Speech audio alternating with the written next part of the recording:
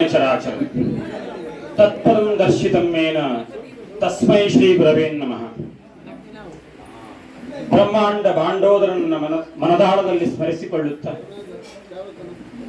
ವಿಘ್ನ ವಿನಾಯಕನಾದಂತಹ ಸುಮುಖನನ್ನ ಹೃದಯಾಂತರಾಳದಲ್ಲಿ ಸ್ಮರಿಸಿಕೊಳ್ಳುತ್ತ ಕುಲದೇವರಾದಂತಹ ವಾಸುದೇವರನ್ನ ಸ್ಮರಿಸುತ್ತ ಗ್ರಾಮ ದೇವರಾದಂತಹ ವನದುರ್ಗಾ ಪರಮೇಶ್ವರಿಯನ್ನ ಸ್ತುತಿಸುತ್ತ ನನ್ನ ಮಗನ ಬ್ರಹ್ಮೋಪದೇಶದ ಈ ಶುಭ ಕಾರ್ಯಕ್ರಮದಲ್ಲಿ ಒಂದು ವಿಶಿಷ್ಟವಾದ ಒಂದು ವಿನೂತನವಾದ ಒಂದು ಸಭಾ ಕಾರ್ಯಕ್ರಮವನ್ನ ನಾವು ಇಂದು ಈಗ ಆಯೋಜಿಸಿಕೊಂಡಿದ್ದೇವೆ.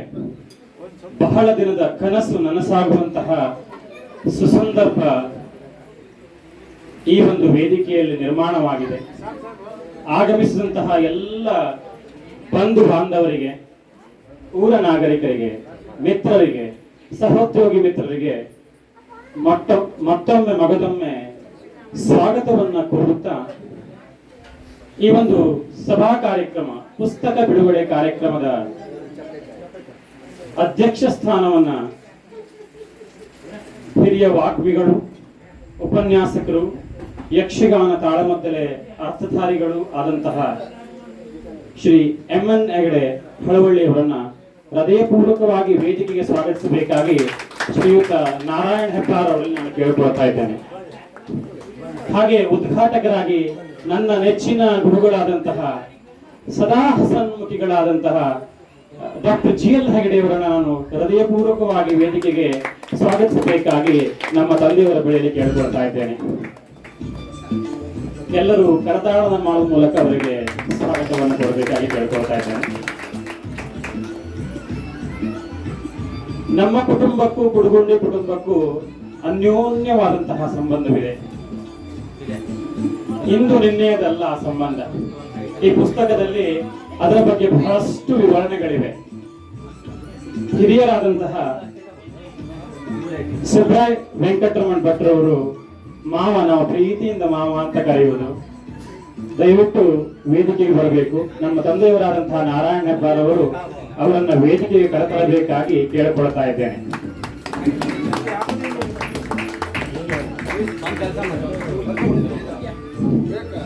ಅತ್ಯಂತ ಪ್ರೀತಿಯಿಂದ ನಮ್ಮ ಕರೆಗೆ ಹೋಗೊಟ್ಟು ಬಂದಿದ್ದಾರೆ.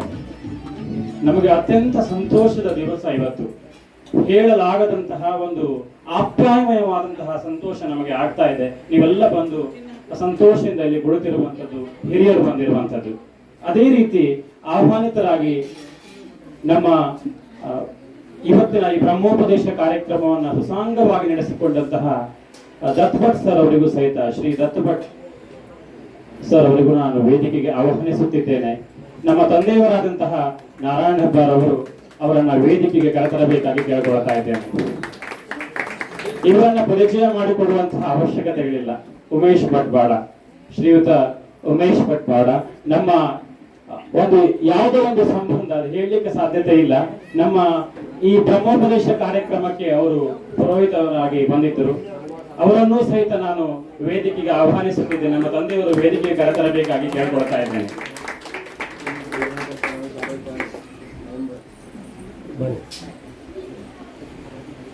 ಬ್ರಹ್ಮೂರರಲ್ಲಿ ಇವರ ಹೆಸರನ್ನ ಕೇಳಿದವರಿಲ್ಲ.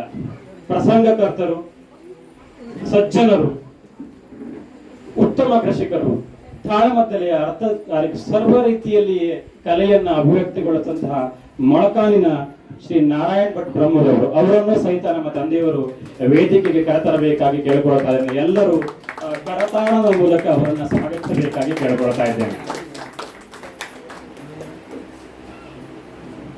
ದೊಡ್ಡಪ್ಪ, ನಾನು ಅವರನ್ನು ಹಾಗೆ ಕರೀತೇನೆ, ಮತ್ತೆ ನಮಗೆ ಕೃಷ್ಣ ಹೆಬ್ಬಾರ್ ಅಂತ ಹೇಳಲಿಕ್ಕೆ ಬರೋದಿಲ್ಲ.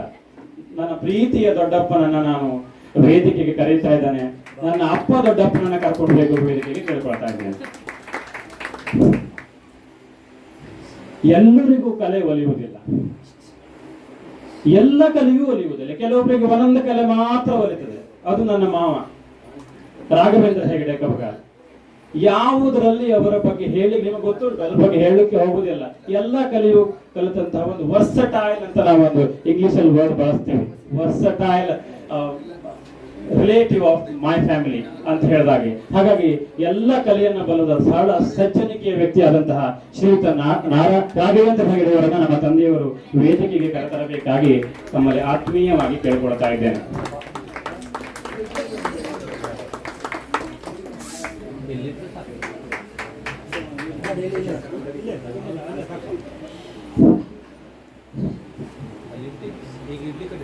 ಕಾರ್ಯಕ್ರಮದ ಎಲ್ಲ ಅತಿಥಿ ಅಭ್ಯಾಗತರನ್ನ ವೇದಿಕೆಗೆ ಕರೆತಂದಾಗಿದೆ.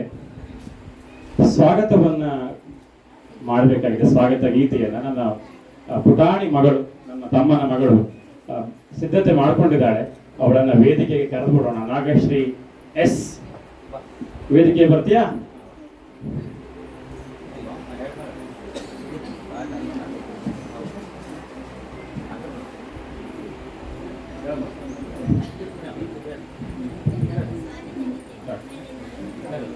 ಮಧುರ ಮನದಲ್ಲಿ ಅಭಿಮಾನದಿಂದ ಗೈವೆವು ನಿಮಗೆ ಸ್ವಾಗತ. ಪ್ರೀತಿಯ ಮನದಲ್ಲಿ ಆನಂದದಿಂದ ಕೊರುವೆ ನಿಮಗೆ ಸ್ವಾಗತ. ಮಧುರ ಮನದಲ್ಲಿ ಅಭಿಮಾನದಿಂದ ಗೈವೆವು ನಿಮಗೆ ಸ್ವಾಗತ. ಬಂದಿದೆ ಆ ಶುಭ ದಿನ, ಸಂತಸ ಕೋರಿದೆ ಮನ. ನಮ್ಮ ಗಾನ ಹರುಷ ತರಲಿ, ನಿಮ್ಮ ಒಲವು ಮೂಡಿ ಬರಲಿ. ನಮ್ಮ ಬಂಧುಗಳೇ, ಮಧುರ ಮನದಲ್ಲಿ ಅಭಿಮಾನದಿಂದ ಗೈವೆವು ನಿಮಗೆ ಸ್ವಾಗತ. ಪ್ರೀತಿಯ ಮನದಲ್ಲಿ ಆನಂದದಿಂದ ಕೊರುವೆ ನಿಮಗೆ ಸ್ವಾಗತ. ಮಧುರ ಗೀತೆಯು ಅಂದ, ಸುಧುರ ಗೀತೆಯು ಚಂದ. ಖುಷಿಯ ಕಡಲು ಹರಿದು ಬರಲಿ, ವರುಷ ಹೀಗೆ ತುಂಬುತ್ತಿರಲಿ. ನಮ್ಮ ಬಂಧುಗಳೇ, ಮಧುರ ಮನದಲ್ಲಿ ಅಭಿಮಾನದಿಂದ ಗೈವೆವು ನಿಮಗೆ ಸ್ವಾಗತ. ಪ್ರೀತಿಯ ಮನದಲ್ಲಿ ಆನಂದದಿಂದ ಕೊರುವೆ ನಿಮಗೆ ಸ್ವಾಗತ. ಕೊರುವೆ ನಿಮಗೆ ಸ್ವಾಗತ.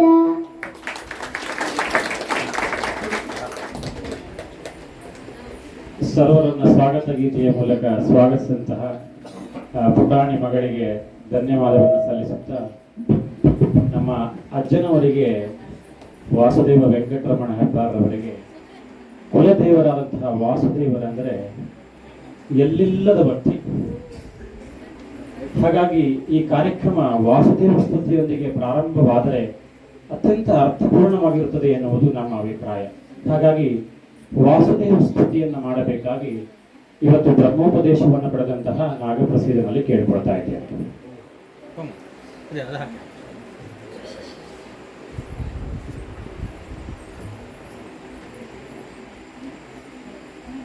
ವಂದೇ ಸಿದ್ಧಿವಿನಾಯಕಂ ಗಜಮುಖಂ ಲಂಬೋದರಂ ಸುಂದರಂ ವಂದೇ ವಿಘ್ನಹರಂ ಮಹೇಶಕುವರಂ ಗಣಾಧೀಶ್ವರಂ ಶ್ರೀಮನ್ಮಹಾಗಣಾಧಿಪತೆ ನಮಃ. ವಾಸನಾತ್ ವಾಸುದೇವೋಸಿ ವಾಸಿತಂತೆ ಜಗತ್ರಯಂ ಸರ್ವಭೂತನಿವಾಸೋಸಿ ಶ್ರೀವಾಸುದೇವ ನಮೋಸ್ತುತೆ. ಶ್ರೀವಾಸುದೇವ ನಮೋಸ್ತುತೆ. ವಾಸುದೇವಾಶ್ರಯೋ ಮರ್ತ್ಯೋ ವಾಸುದೇವ ಪರಾಯಣ ಸರ್ವ ಪಾಪ ವಿಶುದ್ಧಾತ್ಮ ಯಾತಿ ಬ್ರಹ್ಮ ಸನಾತನಂ. ಮೇಘಶ್ಯಾಮಂ ಪೀತಕೌಶೇಯವಾಸಂ ಶ್ರೀವತ್ಸಾಂಕಂ ಕೌಸ್ತುಭೋದ್ಭಾಸಿತಾಂಗಂ ಪುಣ್ಯೋಪೇತಂ ಪುಂಡರೀಕಾಯತಾಕ್ಷಂ ವಿಷ್ಣುಂ ವಂದೇ ಸರ್ವಲೋಕೈಕನಾಥಂ. ನಮಃ ಸಮಸ್ತಭೂತಾನಾಮಾದಿಭೂತಾಯ ಭೂಭೃತೆ ಅನೇಕ ರೂಪಾಯ ವಿಷ್ಣವೇ ಪ್ರಭವಿಷ್ಣವೇ. ಸಶಂಖಚಕ್ರಂ ಸಕಿರೀಟಕುಂಡಲಂ ಸಪೀತವಸ್ತ್ರಂ ಸರಸಿರುವೇಕ್ಷಣಂ सहारवक्षस्थलशोभिकौस्तुभं नमामि विष्णुं शिरसा चतुर्भुजं छायायां पारिजातस्य हेमसिंहासनोपरि आसीनमम्बुदश्यामा मायताक्षमलङ्कृतं चन्द्राननं चतुर्बाहुं श्रीवत्साङ्कितवक्षसं रुक्मिणी सत्यभामाभ्यां सहितं कृष्णमाशये श्रीवासुदेवमूर्तये नमः।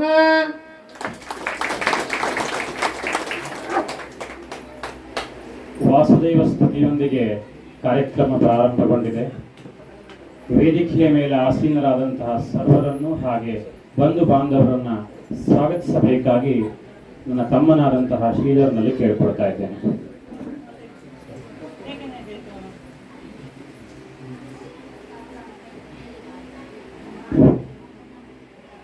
ಶ್ರೀ ಗಣೇಶಾಯ ನಮಃ.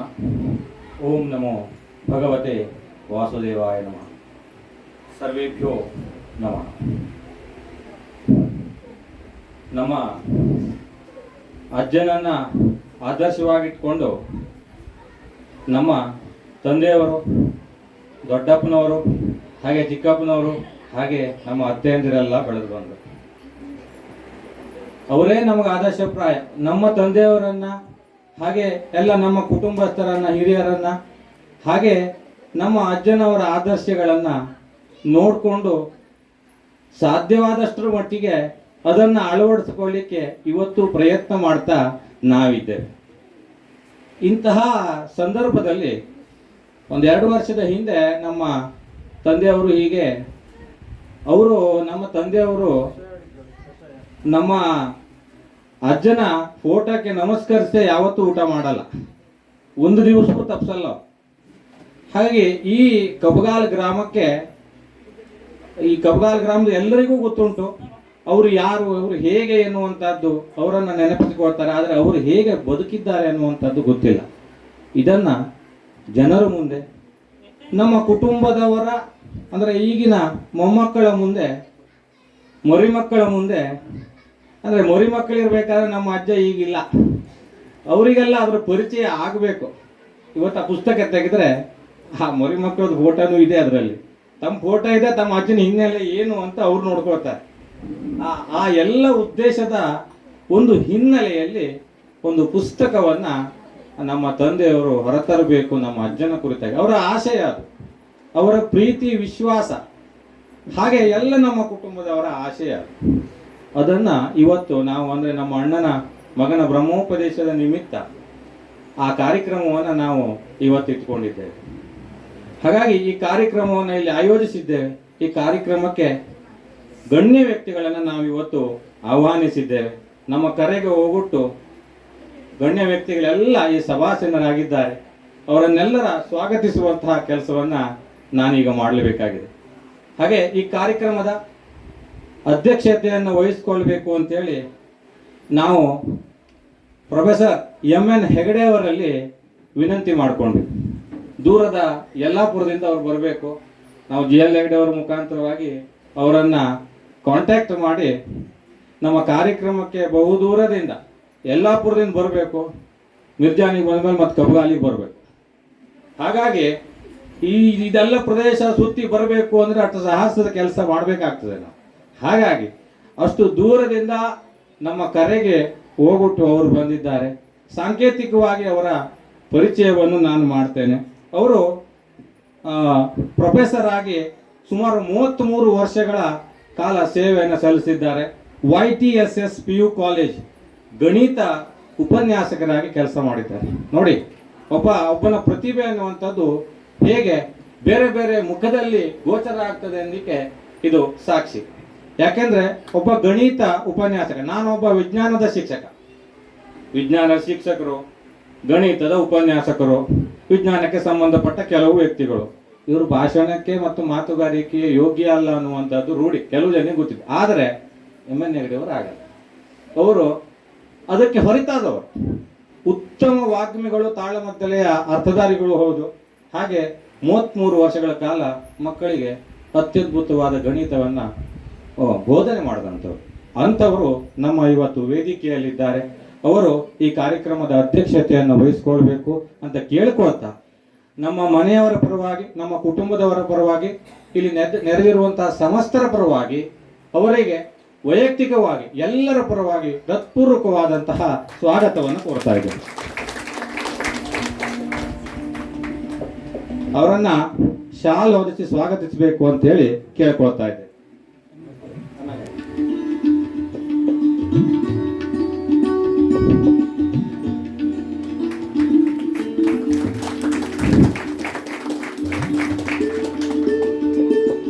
ಧನ್ಯವಾದ. ಈಗ ಇನ್ನೋರ್ವ ಮಹಾನ್ ವ್ಯಕ್ತಿಯನ್ನ ಪರಿಚಯ ಜೊತೆಗೆ ಸ್ವಾಗತ ಮಾಡಲಿಕ್ಕಿದ್ದೇನೆ. ಇವರೆಲ್ಲರಿಗೂ ಗೊತ್ತು, ಯಾಕಂದ್ರೆ ನಮ್ಮ ಕುಮಟಾ ಭಾಗದಲ್ಲಿ ಯಾರ್ಯಾರು ಬಾಳಿಗ ಕಾಲೇಜ್ನಲ್ಲಿ ಓದಿದ್ದಾರೋ ಅಥವಾ ಓದದೇ ಇದ್ದವರು ಯಾರು ಎಲ್ಲರಿಗೂ ನಮ್ಮ ಸರ್ ಗೊತ್ತು.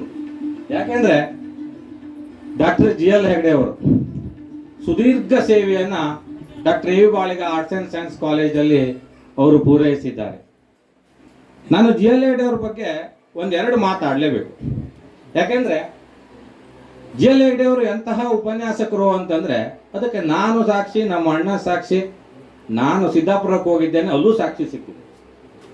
ಇದು ಯಾಕೆ ಆಯ್ತು, ಈ ವಿಷಯ ಯಾಕೆ ಆಯ್ತು ಅಂತಂದ್ರೆ GL ಹೆಗ್ಡೆ ಅವರು ಕನ್ನಡದ ಪ್ರಾಧ್ಯಾಪಕರು.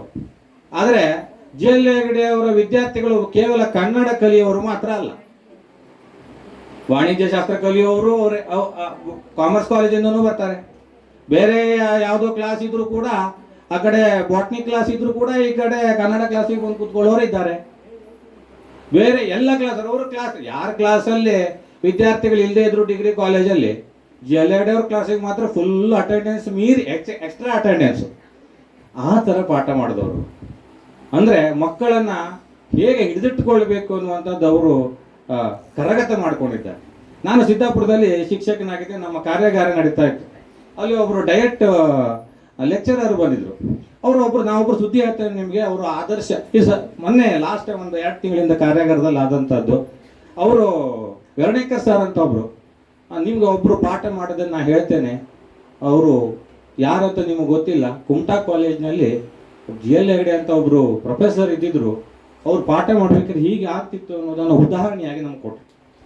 ಅಂದರೆ ಅಷ್ಟು ಉತ್ತಮವಾದಂತಹ ವಾಗ್ಮಿಗಳು, ಕನ್ನಡದ ಪ್ರಾಧ್ಯಾಪಕರು ಎಲ್ಲ ವಿಷಯಗಳನ್ನು. ಹಾಗೆ ಅವರು ಯಕ್ಷಗಾನ ಅಕಾಡೆಮಿಯ ಮಾಜಿ ಅಧ್ಯಕ್ಷರು ಕೂಡ ಹೌದು, ಯಕ್ಷಗಾನದ ಪ್ರೋತ್ಸಾಹಕರು ಕೂಡ ಹೌದು, ಸಂಘಟಕರು ಕೂಡ ಹೌದು. ಶ್ರೇಣಿಯವರ ಹಲವಾರು ಪುಸ್ತಕಗಳನ್ನು ಬರೆದಿದ್ದಾರೆ. ಅವರ ಎಲ್ಲ ಕ್ಯಾಸೆಟ್ಗಳ ಸಂಗ್ರಹವನ್ನು ಅವರು ಮಾಡಿದ್ದಾರೆ. ಹಲವಾರು ಪುಸ್ತಕಗಳನ್ನು ಅವರು ಬರೆದಿದ್ದಾರೆ. ಅವ್ರ ಬಗ್ಗೆ ನಾನು ಹೇಳಲಿಕ್ಕೆ ಬಹಳ ಸಣ್ಣ. ಮತ್ತೆ GL ಹೆಗ್ಡೆ ಅವರು ಸಿಟ್ಟು ಬರೋದಿಲ್ಲ. ಮನದ ಆಳದಲ್ಲಿ ಎಷ್ಟು ನೋವು ಇರಲಿ, ಎಷ್ಟು ಸಿಟ್ಟು ಬರಲಿ, ಅವರು ವಿದ್ಯಾರ್ಥಿಗಳ ಮುಂದೆ ಸಿಟ್ಟು ತೋರಿಸಲ್ಲ. ವಿದ್ಯಾರ್ಥಿಗಳನ್ನು ಹುರಿದುಂಬಿಸಿ ಚಲ್ತಾ ಹೇ ಅಂತ ಹೇಳೋರು. ಕ್ಲಾಸ್ ಇದೆ ಮತ್ತೆ ಚಲ್ತಾ ಯಾಕೆ ನಡೀತದೆ, ಮುನ್ನಡಿಯಪ್ಪ ಅಂತ ಹೇಳಿ ಹುರಿದುಂಬಿಸಿದವರು ಅವರು. ಅಂಥವರು ನಮ್ಮ ಮನೆಗೆ ಒಂದ್ಸಲ ಬರಬೇಕು ನಿನ್ನ ಮನೆಗೆ ಅಂತ ಹೇಳಿದ್ರು. ಹಾಗಾಗಿ ನಾವು ಒಂದು ಸುಸಂದರ್ಭವನ್ನು ಕಾಯ್ತಾ ಇದ್ವಿ ನಮ್ಮ GL ಹೆಗ್ಡೆ ಅವರನ್ನು ನಮ್ಮ ಮನೆಗೆ ಕರೆಸಲಿಕ್ಕೆ. ಹಾಗಾಗಿ ಅವರು ಇವತ್ತು ನಮ್ಮ ಮನೆಗೆ ಆಗಮಿಸಿದ್ದಾರೆ.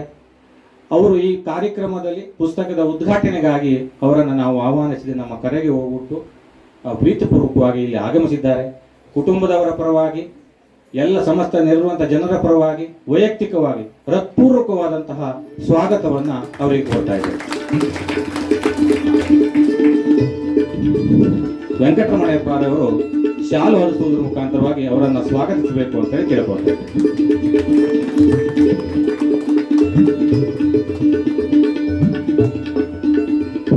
ಇನ್ನು ಇದು ಒಂದು ನಮ್ಮ ಯೋಗವೂ ಹೌದು, ಅಂದರೆ ಒಂದು ವಿಚಿತ್ರವಾದ ಸನ್ನಿವೇಶದಲ್ಲಿ ಸಂಘಟಿತವಾದಂತಹ ಒಂದು ವಿಷಯ ಆಯಿತು. ಯಾಕೆಂದರೆ ಗುರುದತ್ತ ಭಟ್ರು, ಯಾಕಂದರೆ ನಮ್ಮ ಗುರುಪಾದ ಭಟ್ರು ಇವರು ಸಂಸ್ಕೃತದ ಉಪನ್ಯಾಸಕರು ಹೌದು. ತದನಂತರದಲ್ಲಿ ಈಗ ವೈದಿಕ ವೃತ್ತಿಯನ್ನು ಮಾಡ್ತಾ ಇದ್ದಾರೆ. ನಮ್ಮ ಪುರೋಹಿತರು ಕೆಲವೊಂದು ಕಾರ್ಯನಿಮಿತ್ತ ಬೇರೆ ಒಂದು ವಿಷಯದ ಸಲುವಾಗಿ ಅವರು ಇವತ್ತು ನಮ್ಮ ಕಾರ್ಯಕ್ರಮದಲ್ಲಿ ಭಾಗಿಯಾಗಲಿಕ್ಕೆ ಆಗಲಿಲ್ಲ. ಅವರ ಸ್ಥಾನದಲ್ಲಿ ನಿಂತು ನಮ್ಮ ಎಲ್ಲ ಕಾರ್ಯವನ್ನು ಅವರು ನಮ್ಮ ಈ ಉಪನಯನದ ಕಾರ್ಯವನ್ನು ನೆರವೇರಿಸಿಕೊಟ್ಟಿದ್ದಾರೆ. ಅಷ್ಟೇ ಅಲ್ಲ, ಅವರೊಬ್ಬರು ಉಪನ್ಯಾಸಕರು ನಮ್ಗೆ ಇವತ್ತು ಯೋಗವೇನೋ ಮತ್ತೊಬ್ಬರು ಉಪನ್ಯಾಸಕರು ನಮ್ಗೆ ಸಿಕ್ಕಿದ್ರು, ಅದು ನಮ್ಮ ಸುಯೋಗ. ಹಾಗಾಗಿ ಅವರು ಇವತ್ತು ನಮ್ಮ ಕಾರ್ಯಕ್ರಮದಲ್ಲಿದ್ದಾರೆ, ಅತಿಥಿಯಾಗಿ ಆಗಮಿಸಿದ್ದಾರೆ. ಅವರನ್ನ ಎಲ್ಲರ ವತಿಯಿಂದ ಹೃತ್ಪೂರ್ವಕವಾಗಿ ಸ್ವಾಗತಿಸ್ತಾ ಇದ್ದೇನೆ. ಗಣಪತಿ ಹೆಬ್ಬಾರ್ ಅವರು ಶಾಲು ಹಸುವುದ್ರ ಮುಖಾಂತರ ಅವರನ್ನು ಸ್ವಾಗತಿಸಬೇಕು ಅಂತ ಕೇಳ್ಕೊಳ್ತಾರೆ.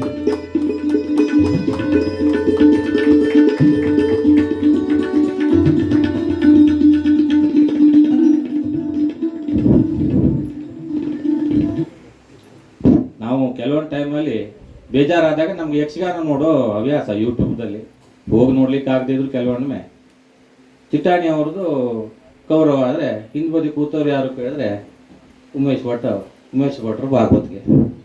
ಕಣ್ಣಿಮನೆಯವ್ರು ಒಂದ್ಸಲ ಎದುರುಗಡೆ ವೇಷ ಕುಣಿತಾ ಇದ್ರೆ ಹಿಂದ್ ಬದಿ ಹಳೆದಕ್ಕೆ ದಿನೇಶ್ ಉಪ್ಪೂರ್ ಅವರು ಯೂಟ್ಯೂಬ್ ಚಾನಲಲ್ಲಿ ಕೆಲವೊಂದಿಷ್ಟು ಪಾಠ ಉಮೇಶ್ ಭಟ್ರು ಭಾಗವತ್ಗೆ ನಮ್ಗೆ ಸಿಗ್ತದೆ. ನಾನು ಹಲವಾರು ನೋಡಿದ್ದೇನೆ, ಹಲವಾರು ಚಿಟ್ಟಾಣಿ ಅವ್ರ ಸಂತಿ ಬಹಳಷ್ಟು ಅವ್ರದ್ದು ಒಡನಾಟ ಉಂಟು, ನಮ್ಗೆ ಗೊತ್ತುಂಟು. ಯಕ್ಷಗಾನದಲ್ಲಿ ಉತ್ತಮವಾದಂತಹ ಭಾಗವತರು. ಕುಮಟಾ ಮೇಳದಲ್ಲಿ ನಮ್ಮ ತಂದೆಯವರು ಕುಮಟಾ ಮೇಳದಲ್ಲಿ ಇದ್ದಿದ್ರಂತೆ, ಹಾಗೆ ಉಮೇಶ್ ಭಟ್ರು ಕೂಡ ಅಲ್ಲಿ ಪ್ರಧಾನ ಭಾಗವತರಾಗಿ ಇದ್ದಂಥವ್ರು. ನಮ್ಮ ತಂದೆಯವರಿಗೂ ಉಮೇಶ್ ಭಟ್ರಿಗೂ ಮೊದಲಿನ ಪರಿಚಯ ಇತ್ತು. ಆದರೆ ಸುಸಂದರ್ಭ ಹೇಗೆ ಒದಗಿ ಬರ್ತದೆ ಅಂತಂದ್ರೆ, ಇವತ್ತಿನ ಕಾರ್ಯಕ್ರಮವನ್ನ, ಈ ಉಪನಯನ ಕಾರ್ಯಕ್ರಮ ಸಂಘಟನೆ ನಮಗೆ ಸ್ವಲ್ಪ ತೊಂದರೆ ಆದವಾಗ, ಬೇರೆ ವೈದಿಕ ಇದ್ರ ತೊಂದರೆ ಆದವಾಗ ನಮ್ಮ ಪುರಾಣಿಕರು, ಮಹಾದೇವ ಪುರಾಣಿಕರು, ಅವರು ಆ ಕಾರ್ಯವನ್ನು ಬಿಡ್ಲಿಕ್ಕೆ ಕೊಡೋದಿಲ್ಲ. ನಮ್ಮ ಮಹಾದೇವ ಇವರು ಸೀತಾರಾಮ ಪುರಾಣಿಕರು, ಯಾಕಂದ್ರೆ ಈ ಕಾರ್ಯಕ್ರಮ ನಡೆಯಲೇಬೇಕು. ಅವರು ಎಲ್ಲಿಂದಾರು ನಿನಗೆ ನಾನು ಭಟ್ರನ್ನ ಹುಡುಕಿ ಕೊಡ್ತೇನೆ, ವೈದಿಕರನ್ನು ಹುಡುಕಿ ಕೊಡ್ತೇನೆ ನಾನು ಅಂತ ಹೇಳಿ 2-3 ಸಲ ಫೋನ್ ಮಾಡಿ ಹೇಳಿದ್ರು, ನೀವೇನು ಯೋಚನೆ ಮಾಡಬೇಡ ಅಂತೇಳಿ. ಹಾಗೆ ನಮ್ಮ ಬಾಡದ ಉಮೇಶ್ ಭಟ್ರನ್ನು ಕಾಂಟ್ಯಾಕ್ಟ್ ಮಾಡಿದಾಗ ಅವ್ರ ಮುಖಾಂತರವಾಗಿ ನಮ್ಮ ಪ್ರೊಫೆಸರ್ ಇವರು ಗುರುಪಾದ್ ಭಟ್ರನ್ನ ನಮ್ಮಲ್ಲಿ ಕರ್ಕೊಂಡು ಬಂದವರು ಕೂಡ ಅವರೇ. ಹಾಗಾಗಿ ನಮಗೆ ಒಂದು ಸುಸಂದರ್ಭ, ಈ ಒಂದು ಸುಸಂದರ್ಭದಲ್ಲಿ ಅವರು ಪಾಲ್ಗೊಳ್ಳುವಂತಾಯಿತು. ಅವರನ್ನ ಈ ಕಾರ್ಯಕ್ರಮಕ್ಕೆ ಎಲ್ಲರ ಪರವಾಗಿ, ಕುಟುಂಬದವರ ಪರವಾಗಿ, ವೈಯಕ್ತಿಕವಾಗಿ ಹೃತ್ಪೂರ್ವಕವಾಗಿ ಸ್ವಾಗತಿಸ್ತಾ ಇದ್ದೇನೆ.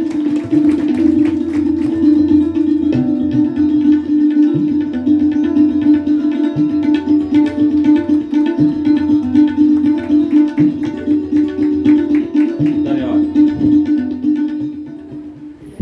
ಈಗ ನಮ್ಮ ಊರಿನವರೇ ಪ್ರಸಂಗಕರ್ತರು, ಸುಮಾರು ಪ್ರಸಂಗಗಳನ್ನು ಅವರು ಬರೆದಿದ್ದಾರೆ. ಬರವಣಿಗೆ ಅಷ್ಟು ಸುಲಭ ಅಲ್ಲ. ನಾನು ಬರವಣಿಗೆ ಮಾಡ್ತೇನೆ ಶಿಕ್ಷಕ ಆಗಿ ಅಂದ್ರೆ ಸಾಧ್ಯತೆ ಇಲ್ಲ, ಮತ್ತೊಬ್ಬರು ಬರವಣಿಗೆ ಮಾಡ್ತೇನೆ ಪದ್ಯ ರಚನೆ ಮಾಡ್ತೇನೆ ಅಂದ್ರೆ ಸಾಧ್ಯತೆ ಇಲ್ಲ. ಅಂದ್ರೆ ಒಬ್ಬ ಶಿಕ್ಷಕನಾಗೋ, ಉಪನ್ಯಾಸಕನಾಗೋ, ಅಥವಾ ಏನೋ ಆಗೋ ಪುಸ್ತಕ ಬರೆದದ್ದಲ್ಲ ಅವರು, ಅಥವಾ ಪ್ರಸಂಗವನ್ನು ಬರೆದದ್ದಲ್ಲ. ಕೃಷಿಕ ವೃತ್ತಿಯನ್ನ ಮಾಡುತ್ತಾ ಒಂದು ಪ್ರಸಂಗವನ್ನು ಬರೆಯುವುದು ಅದು ಅಷ್ಟು ಸುಲಭದ ಮಾತಲ್ಲ. ಮತ್ತೆ ಯಕ್ಷಗಾನದ ಪ್ರೋತ್ಸಾಹ, ಏನೇ ಆಗಲಿ ಯಕ್ಷಗಾನವನ್ನು ನಮ್ಮ ಕಬ್ಗಾಲೂರಲ್ಲಿ ಇಡಬೇಕು, ಬ್ರಹ್ಮೂರು ಕಬ್ಗಾಲು ಇಡಬೇಕು ಅನ್ನೋ ನಮ್ಮ ನಾರಾಯಣ ಭಟ್ರ ಕೊಡುಗೆ ಅಪಾರ ಇದೆ. ಇವತ್ತಿಗೂ ಅವ್ರ ಮನೇಲಿ ತಾಳ್ಮದ್ಲೇ ಮಾಡ್ತಾ ಇರ್ತಾರೆ. ನಮ್ಮ ತಂದೆಯವ್ರನ್ನ ಕರೆಸ್ತಾರೆ, ಇಲ್ಲ ನೀವು ಬರಲೇಬೇಕು ಹೇಳಿ ನಮ್ಮ ತಂದೆಯವ್ರು. ನಾವೆಲ್ಲ ಹೇಳ್ತೇವೆ, ಅಪ್ಪ ಬೇಡ ನಮಗೆ ಈಗ ಯಾಕೆ, ಆಯ್ತು ಮುಗೀತು ಬೇಡ ಮತ್ತೆ ಯಾಕೆ ಅಂತ. ಇಲ್ಲ, ನಮ್ಮ ತಂದೆಯವ್ರು ಬರ್ದಿರ ಆಗೋದೇ ಇಲ್ಲ, ಅವ್ರಿಗೆ ಬರಲೇಬೇಕು ಅಂತೇಳಿ ಪ್ರಶ್ನಾವಳಿಗಳು ಎಲ್ಲ ಇರ್ತವೆ. ಅವರು ತಾಳ್ಮದ್ಲೇ ಅರ್ಥ ಹೇಳ್ತಾರೆ, ನಮ್ಮ ತಂದೆಯವ್ರನ್ನೂ ಕರೆಸ್ತಾರೆ. ಅಂದ್ರೆ ಯಕ್ಷಗಾನದ ಪ್ರೋತ್ಸಾಹಕರಾಗೋದು ಅಷ್ಟು ಸುಲಭ ಅಲ್ಲ ಇವತ್ತಿನ ಕಾಲಮಾನದಲ್ಲಿ. ಹಾಗಾಗಿ ಪ್ರಸಂಗಕರ್ತರು ಹೌದು, ಉತ್ತಮ ವಾಗ್ಮಿಗಳು ಇವತ್ತು ಕೂಡ ತಾಳ್ಮದ್ಲೆಯಲ್ಲಿ ಅವರು ಭಾಗವಹಿಸ್ತಾ ಇದ್ದಾರೆ. ನಮ್ಮೂರಿನವರೇ ಆದಂತಹ ನಾರಾಯಣ ಭಟ್ರವರನ್ನ ಎಲ್ಲರ ಪರವಾಗಿ ಹೃತ್ಪೂರ್ವಕವಾಗಿ, ವೈಯಕ್ತಿಕವಾಗಿ ಸ್ವಾಗತವನ್ನು ಕೋರ್ತಾ ಇದ್ದಾರೆ. ವೆಂಕಟರಮಣ ಭಟ್ ಕುಡ್ಗೊಂಡಿಯವರು ಅವರನ್ನು ಸಾಲು ಹೊದಿಸಿ ಸ್ವಾಗತಿಸಬೇಕಾಗಿದೆ.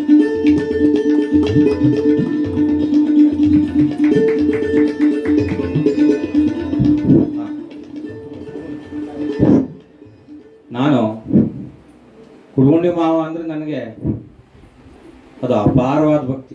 ನಾ 3 ವರ್ಷ ಇದ್ದೇನೆ ಅಲ್ಲಿ, ಕುಡ್ಗುಂಡಿ ಭಾವ ಇಲ್ಲಿ ಇದ್ದೇನೆ. ಕುಡ್ಗುಂಡಿ ಮಾವ, ಕುಡ್ಗುಂಡಿ ಭಾವ, ಕುಡ್ಗುಂಡಿ ಅತ್ತೆ ಹೀಗೆ ಹೇಳೋದು ನಾನು. ನನಗೆ ಇವತ್ತು ಕಣ್ಣಲ್ಲಿ ಇರ್ಬೋದು, ಯಾಕಂದ್ರೆ ನಾನು ಅವ್ರು 3 ವರ್ಷ ಇದ್ದಿದ್ದೆ ಅಲ್ಲಿ. ಕುಡ್ಗುಂಡಿ ಅತ್ತೆ ನನಗೆ ಬಾಕಿ ಅವ್ರ ಮಕ್ಕಳಿಗೆಲ್ಲವ ತೊಣವನ್ನು ಹಾಕ್ರೆ ನನಗೆ ಬಿಸಿಯನ್ನು ಹಾಕ್ತೀವಿ. ಇದು ಯಾರು ಮಾಡೋದಿಲ್ಲ. ನಾವು ಬೇರೆ ಕಡೆಗೆಲ್ಲ ಓದಿದ್ದೇವೆ. ಅವ್ರ ಮನೆ ಒಂಥರ ಶಿಕ್ಷಣದ ಪ್ರೋತ್ಸಾಹಕರು, ಶಿಕ್ಷಣಕ್ಕಾಗಿ ಶಾಲೆಗಾಗಿ ಜಮೀನನ್ನು ಕೊಟ್ಟಿದ್ದಾರೆ.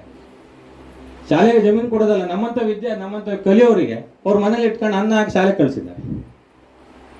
ಏನು ಕೆಲಸ ಇಲ್ಲ, ಏನೂ ಇಲ್ಲ. ಪ್ರೀತಿ ವಿಷಯ ಅವ್ರ ಮನೆಯಲ್ಲಿ ಮಕ್ಕಳು ಹೇಗೆ ಅವ್ರ ಮಕ್ಕಳಿಗೆ ಒಂದು ಬೈತಾರೆ ಬಿಟ್ರೆ ನನಗೆ ಬೈಲಿ. ನಾ ಸಣ್ಣವನಿದ್ನಲ್ಲ, ಕುಡ್ಕೊಂಡು ಭಾವ ಇದ್ದ, ಅವ್ರ ತಾಮನು ಅಲ್ಲಿ ನೋಡ್ಕೊಳ್ಳೋದಿಲ್ಲ, ನಾನು ಅಷ್ಟು ಚೆನ್ನಾಗಿ ನೋಡ್ಕೊಂಡಿದ್ದೆ. ನನಗೆ ಆತ್ಮ ತುಂಬಿ ಬರ್ತೇನೆ, ನಾನು ಕುಡ್ಕೊಂಡು ಅತ್ತೇನೂ ಬರ್ಬೇಕಿತ್ತು. ಅವ್ರೊಂದ್ಸಲ ಕರ್ಕ ಬರ್ತೀನಿ ಅಂತ ಹೇಳಿದೆ. ಅಂದರೆ ಅವ್ರ ಮನೇಲಿ ಉಳಿದವ್ರಿಗೆ ಮಾತ್ರ ಅದು ಸವಿ ಗೊತ್ತುಂಟು. ನಮಗೆ ಅಷ್ಟು ಚೆನ್ನಾಗಿ ಒಂದು ಬೇರೆಯವ್ರ ಮಕ್ಕಳು ನೋಡ್ಕೋಬೇಕಲ್ಲ, ಅದು ಅಷ್ಟು ಸಸರದ ಕೆಲಸ ಅಲ್ಲ ಅದು. ಆಮೇಲೆ ಬೇರೆ ಕಡೆಗೆಲ್ಲ ಓದಿದ್ದೇವಲ್ಲ, ಆ ಅನ್ನ ಹಾಕೋಗ್ಬಿಡು, ಅದು ಒಂಥರ ಛತ್ರ ಇದ್ದಂಗೆ. ಯಾರು ಬಂದರೂ ಎಷ್ಟೊತ್ತಿಗೆ ಬಂದರೂ ಊಟ ಇದೆ. ಎಷ್ಟೊತ್ತಿಗೆ ಬಂದು ನಾವು ಎಂತ ಬೇಕಾದ್ರೂ ಹರಟೆ ಹೊಡಿಬೋದು ಅಲ್ಲಿ ಹೋಗಿ. ಆ ಕುಡುಗುಂಡಿ ಅಂದರೆ ಅದು ಏನು ಹೇಳಲಿಕ್ಕೆ ಸಾಧ್ಯ ಇಲ್ಲ, ನನಗೆ ವರ್ಣನೆ ಮಾಡ್ಲಿಕ್ಕೆ ಸಾಧ್ಯ ಇಲ್ಲ. ಕುಡುಗುಂಡಿ ಮಾವನಾಗ ನನಗೆ ಎಷ್ಟು ಪ್ರೀತಿ ತೋರಿಸಿದ್ದಾರೆ. ಹಾಗಾಗಿ ಅವರನ್ನು ನಾನು ಮರೀಲಿಕ್ಕಾಗೋದಿಲ್ಲ. ನನ್ನ ಕಣ್ಣಲ್ಲಿ ನೀರು ಬರ್ತದೆ ಅವರ ಬಗ್ಗೆ ಮಾತಾಡ್ಬೇಕಂತ. ಅವ್ರು ಇವತ್ತು ಏನೇ ಆಗಲಿ ನಮ್ಮ ಮನೆಗೆ ಬರಬೇಕು ಅಂತ ಹೇಳಿ ಆ ದೂರದಿಂದ ಆಗಮಿಸಿದ್ದಾರೆ. ಅಷ್ಟೇ ಅಲ್ಲ, ನನ್ನ ಅಜ್ಜನನ್ನು ಹತ್ತದಿಂದ ನೋಡಿದವರು, ಅಜ್ಜನ ಬಗ್ಗೆ ಕೂತಿದ್ದವರು, ಮತ್ತು ಅವರ ತಂದೆಯವರು ನಮ್ಮ ಅಜ್ಜ ಆತ್ಮೀಯತೆ ಎಂದು ಇದ್ದವರು. ಹಾಗಾಗಿ ಭಾವನೆಂಟರ ಸಂಬಂಧದಿಂದ ಇದ್ದವರು. ಹಾಗಾಗಿ ಈ ಕಾರ್ಯಕ್ರಮಕ್ಕೆ ನನ್ನ ತಂದೆಯವರ ವತಿಯಿಂದ, ನಮ್ಮ ಕುಟುಂಬದವರ ವತಿಯಿಂದ, ಎಲ್ಲರ ವತಿಯಿಂದ ವೈಯಕ್ತಿಕವಾಗಿ ಆದರದ ಸ್ವಾಗತವನ್ನು ಕೋರ್ತಾ ಇದ್ದೇನೆ. ಪೂರ್ಣಿಮಾ ಸುಬ್ರಾಯ್ ನಮ್ಮ ತಂದೆಯವರಾದಂಥ ನಾರಾಯಣ ಹೆಬ್ಬಾರ್ ಅವರನ್ನು ಪ್ರೀತಿಯಿಂದ ಶಾಲೋದು ಸ್ವಾಗತಿಸಬೇಕು.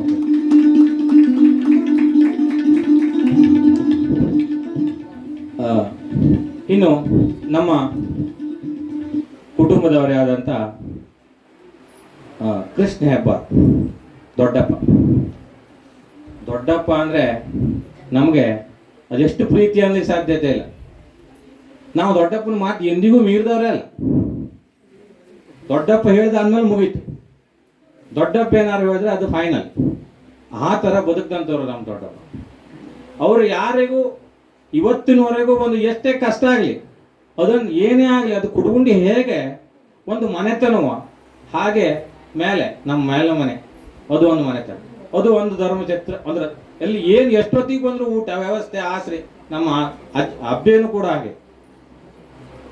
ದೊಡ್ಡಪ್ಪ ಅವರು ಇವತ್ತು ಈ ಕಾರ್ಯಕ್ರಮಕ್ಕೆ ಇಲ್ಲ, ನಾನು ಬರೋದಿಲ್ಲ, ನಾನು ಇಲ್ಲಿ ವೇದಿಕೆ ಮೇಲೆಲ್ಲ ಕೊಡೋದಿಲ್ಲ ಅಂದರು. ಇಲ್ಲ, ನಮ್ಮ ತಂದೆಯವರು ಅಣ್ಣ ಅಂದರೆ ಅಣ್ಣ ಇಲ್ದಿರ ಆಗೋದಿಲ್ಲ. ಯಾವ ಪ್ರೋಗ್ರಾಮಿಗೆ ಬೇಕಾದರೂ ಅಣ್ಣ ಬೇಕು. ಅಣ್ಣ ಇಲ್ದಿಗಿದ್ರೆ ಏನೂ ಇಲ್ಲ, ಅಣ್ಣ ಬರಲೇಬೇಕು. ಹಾಗಾಗಿ ಆ ವೇದಿಕೆ ಮೇಲೆ ಅಣ್ಣ ಇಲ್ಲದೆ ಇದ್ರೆ ಈ ಕಾರ್ಯಕ್ರಮ ಪೂರ್ತಿ ಆಗುವುದಿಲ್ಲ ಅನ್ನುವಂಥದ್ದು ನಮ್ಮ ತಂದೆಯವರ ಆಶಯ. ಹಾಗಾಗಿ ಅವರು ಇವತ್ತು ವೇದಿಕೆ ಮೇಲಿದ್ದಾರೆ. ಎಲ್ಲರ ಪರವಾಗಿ, ಸಮಸ್ತರ ಪರವಾಗಿ ಹೃತ್ಪೂರ್ವಕವಾದಂಥ ಸ್ವಾಗತವನ್ನು ಕೋರ್ತಾ ಇದ್ದಾನೆ. ಪದ್ಮನಾಭ ಭಟ್ರವರವರನ್ನು ಶಾಲು ಹೊಲಿಸಿ ಸ್ವಾಗತಿಸಬೇಕಾಗಿ ಕೇಳ್ಕೊಳ್ತೇನೆ.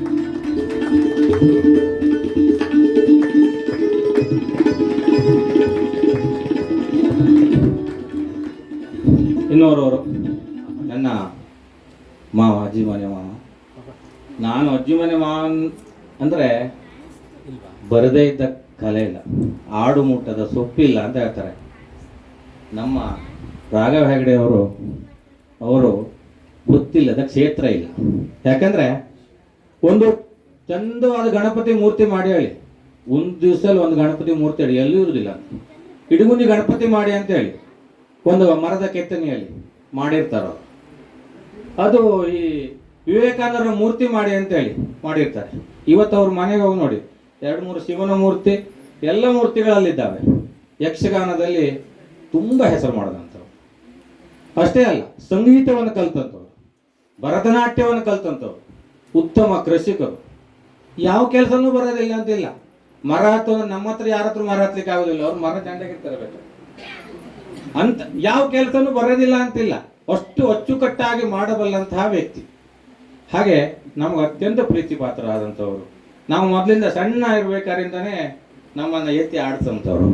ಅವರು ಇವತ್ತು ವೇದಿಕೆಯ ಮೇಲೆ ಇರಬೇಕು ಅನ್ನೋದು ನಮ್ಮ ತಂದೆಯವರ ಆಶಯ. ಹಾಗೆ ನಮ್ಮ ಹಲಗೆದ್ದೆ ಅಜ್ಜ, ನಮ್ಮ ಅಜ್ಜನಿಗೆ ತುಂಬ ಪರಿಚಯಸ್ಥರವಾಗಿತ್ತು. ಅವರು ಇವತ್ತಿಲ್ಲ, ಆದರೆ ಅವರ ನೆನಪಿಗೋಸ್ಕರವಾಗಿಯೂ ಅವರ ಆಶಯಕ್ಕೋಸ್ಕರವಾಗಿ ಅವರ ಮಗನಾಗಿಯೂ ಕೂಡ ರಾಘವ ಹೆಗಡೆ ಅವರು ಇವತ್ತು ವೇದಿಕೆಯಲ್ಲಿ ಉಪಸ್ಥಿತರಿದ್ದಾರೆ. ಎಲ್ಲರ ಪರವಾಗಿ ಹೃತ್ಪೂರ್ವಕವಾದಂತಹ ಸ್ವಾಗತವನ್ನು ನಾನು ಕೊಡ್ತಾ ಇದ್ದೇನೆ. ಕಂಚಿಮನೆ ವೆಂಕಟರಮಣ ಭಟ್ ಅವರು ಅವರನ್ನು ಸ್ವಾಗತಿಸಬೇಕು ಅಂತ ಹೇಳ್ತೀನಿ.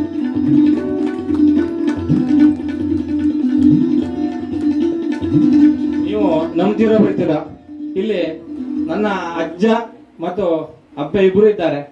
ಇದು ಅವರ ಕೈಯಲ್ಲಿ ಅರಳಿದಂತಹ ಚಿತ್ರಗಳು, ಅವರ ಕೈಯಲ್ಲಿ ಅರಳಿದಂತಹ ಚಿತ್ರಗಳು. ಈಗ ನಮ್ಮ ಮನೇಲಿ ಪೇಂಟಿಂಗ್ ಹೊಡೆದಿದ್ದೇವೆ ನಾವು. ನಮ್ಮ ಹಳೆಯ ಮನೆಯಲ್ಲಿ ಇರ್ಬೇಕಾದ್ರೆ ಅವ್ರದ್ದೆಲ್ಲ ಪೇಂಟಿಂಗ್ಸ್ ಕಾಣ್ತಾ ಇತ್ತು. ಒಂದು ನೇಚರ್ ಚಿತ್ರ ಇವೆಲ್ಲ ಯಾವ್ದನ್ನು ಕೇಳಿದ್ರು ನಿಮ್ಮನ್ನ ಹಾಗೆ ಬಿಡಿಸ್ತಾರೆ ಅವರು. ಅಷ್ಟು ಕಲಾ ನೈಪುಣ್ಯತೆಯನ್ನು ಹೊಂದಿರುವಂತಹ ವ್ಯಕ್ತಿ ರಾಘವ ಹೆಗಡೆ ಅವರು ಇವತ್ತು ನಮ್ಮ ಸಭೆಗಿದ್ದಾರೆ. ಅವರನ್ನು ಸ್ವಾಗತಿಸ್ತಿದ್ದೆ. ಹಾಗೆ ಎಲ್ಲ ಬಾಂಧವರು ಇವತ್ತು ಬಂದಿದ್ದಾರೆ. ಬಹಳ ಕಷ್ಟಪಟ್ಟು ಬಂದಿದ್ದೀರಿ. ಬಹಳ ದೂರದ ದುರ್ಗಮವಾದಂತಹ ಪ್ರದೇಶ ಆದರೂ ಬಂದಿದ್ದೀರಿ, ಕೂತಿದ್ದೀರಿ. ಇನ್ನು ಹಲವಾರು ಕಾರ್ಯಕ್ರಮ ನಡೀಲಿಕ್ಕಿದೆ. ಸ್ವಲ್ಪ ವಿಳಂಬ ನಾನು ಮಾಡಿದ್ರು ಕೂಡ ಇವ್ರ ಪರಿಚಯನ ಹೀಗೆ ಮಾಡ್ಕೊಡದೇ ಇದ್ರೆ ನನಗೆ ನೆಮ್ಮದಿ ಇಲ್ಲ, ನಮ್ಮ ಮನೆಯವರಿಗೆ ನೆಮ್ಮದಿ ಇಲ್ಲ, ನಮ್ಮ ಕುಟುಂಬದವರಿಗೆ ನೆಮ್ಮದಿ ಬರೋದಿಲ್ಲ. ಯಾಕಂದ್ರೆ ಇವರನ್ನು ಇಲ್ಲಿ ಕೂರಿಸಿ. ಹಾಗಾಗಿ ಸ್ವಲ್ಪ ವಿಳಂಬ ಆದರೂ ಕ್ಷಮಿಸಿ. ಎಲ್ಲರನ್ನು ಕಾರ್ಯಕ್ರಮಕ್ಕೆ ಎಲ್ಲರನ್ನು ಹೃತ್ಪೂರ್ವಕವಾಗಿ ಸ್ವಾಗತಿಸ್ತಾ ನನ್ನ ಸ್ವಾಗತ ಭಾಷಣವನ್ನು ಮುಗಿಸ್ತಾ ಇದ್ದೇನೆ. ನಮಸ್ಕಾರ.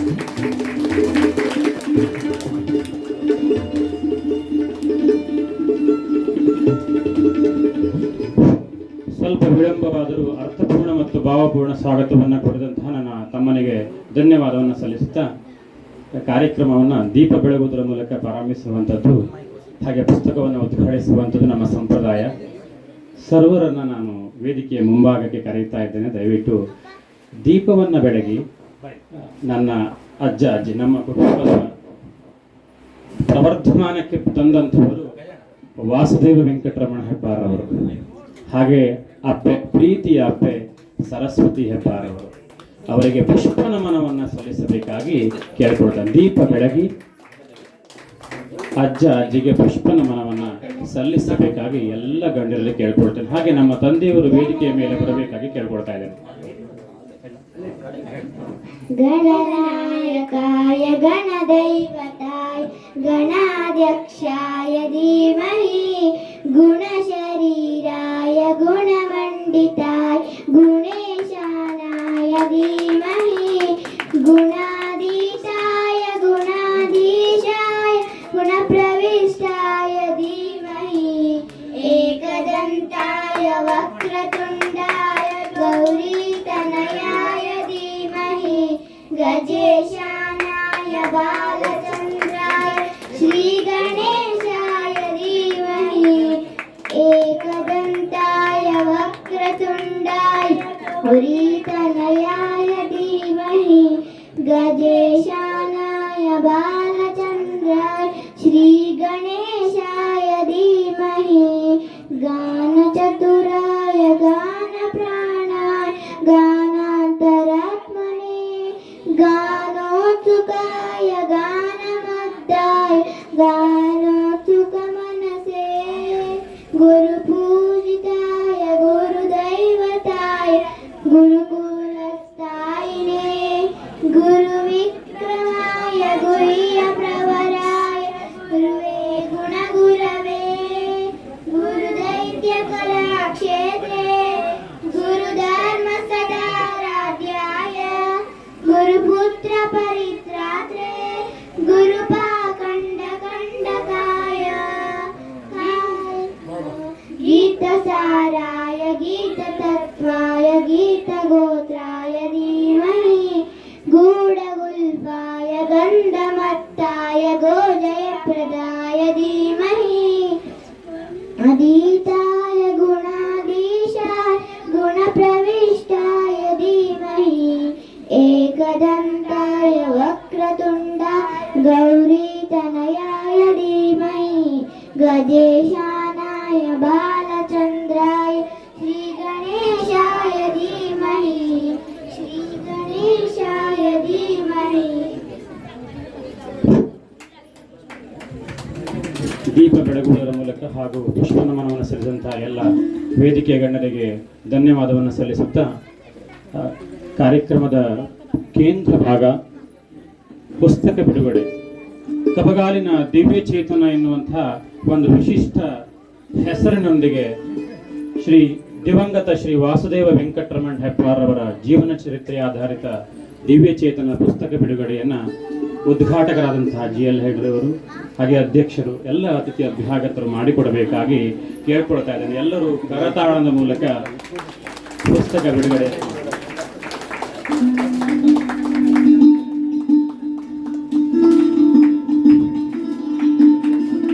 ಅಜ್ಜನ ಸರಳ ಜೀವನ, ಉದಾತ್ತ ಚಿಂತನೆ, ನಿರಂತರ ದೈವ ಪೂಜಾರಾಧನೆ ನಮಗೆಲ್ಲರಿಗೂ ಆದರ್ಶ. ಒಂದು ಸುಂದರ ಪುಸ್ತಕ ಇಂದು ಲೋಕಾರ್ಪಣೆಗೊಂಡಿದೆ. ಕಬಗಾಲಿನ ದಿವ್ಯ ಚೇತನ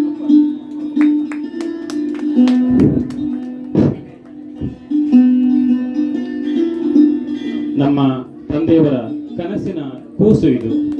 ಪುಸ್ತಕವನ್ನು ಬರೆಯಬೇಕು, ಆ ಪುಸ್ತಕವನ್ನು ಲೋಕಾರ್ಪಣೆ ಮಾಡಬೇಕೆನ್ನುವಂಥದ್ದು ಇಂದು ಒಳಗೂಡಿದೆ. ನಿಮಗೆಲ್ಲರಿಗೂ ತುಂಬ ಹೃದಯ ಧನ್ಯವಾದಗಳನ್ನು ನಾನು ಈ ಸಂದರ್ಭದಲ್ಲಿ ಸಲ್ಲಿಸುತ್ತಾ ಪುಸ್ತಕ ಲೋಕಾರ್ಪಣೆಗೊಂಡಿದೆ. ಎಸ್, ನಾನು ಹೆಚ್ಚು ವಿಳಂಬವನ್ನು ಮಾಡುವುದಿಲ್ಲ. ನೇರವಾಗಿ ಈ ಪುಸ್ತಕ ಬರೆದಂತಹ ನಮ್ಮ ತಂದೆಯವರನ್ನು ನಾನು ವೇದಿಕೆಗೆ ಕರೀತಾ ಇದ್ದೇನೆ. ಲೇಖಕರ ಮಾತಿಗಾಗಿ ಈ ವೇದಿಕೆ.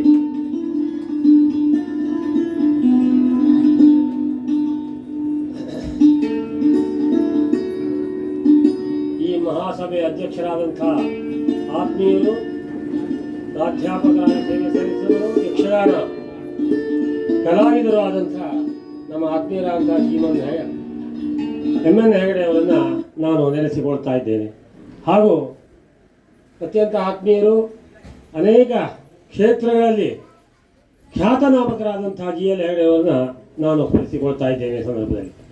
ಅಷ್ಟೇ ಮಾತ್ರ ಅಲ್ಲ, ವೇದಿಕೆಯಲ್ಲಿರುವಂತಹ ಗುರುಪಾದ ಭಟ್ರು ಹಾಗೂ ನಮ್ಮ ಉಮೇಶ್ ಭಟ್ರು, ನಮ್ಮ ಅಣ್ಣನವರು ನಾರಾಯಣ ಭಟ್ರು, ಹಾಗೆ ಹುಡುಗುಂಡಿ ಭಾವನವರು ಹಾಗೂ ರಾಘವೇಂದ್ರ ಹೆಗಡೆಯವರು, ಇವರನ್ನೆಲ್ಲ ನಾನು ಹೃತ್ಪೂರ್ವಕವಾಗಿ ಅಭಿನಂದಿಸ್ತಾ ಈ ಕಾರ್ಯಕ್ರಮವನ್ನು, ಈ ಪುಸ್ತಕವನ್ನು ಉದ್ಘಾಟಿಸುವ ಬಗ್ಗೆ ಅಭಿನಂದಿಸ್ತಾ ನಾನು ಈ ಪುಸ್ತಕವನ್ನು ಬರೆದವನಾಗಿ ಒಂದೆರಡು ಮಾತನ್ನು ಹೇಳ್ತೇನೆ.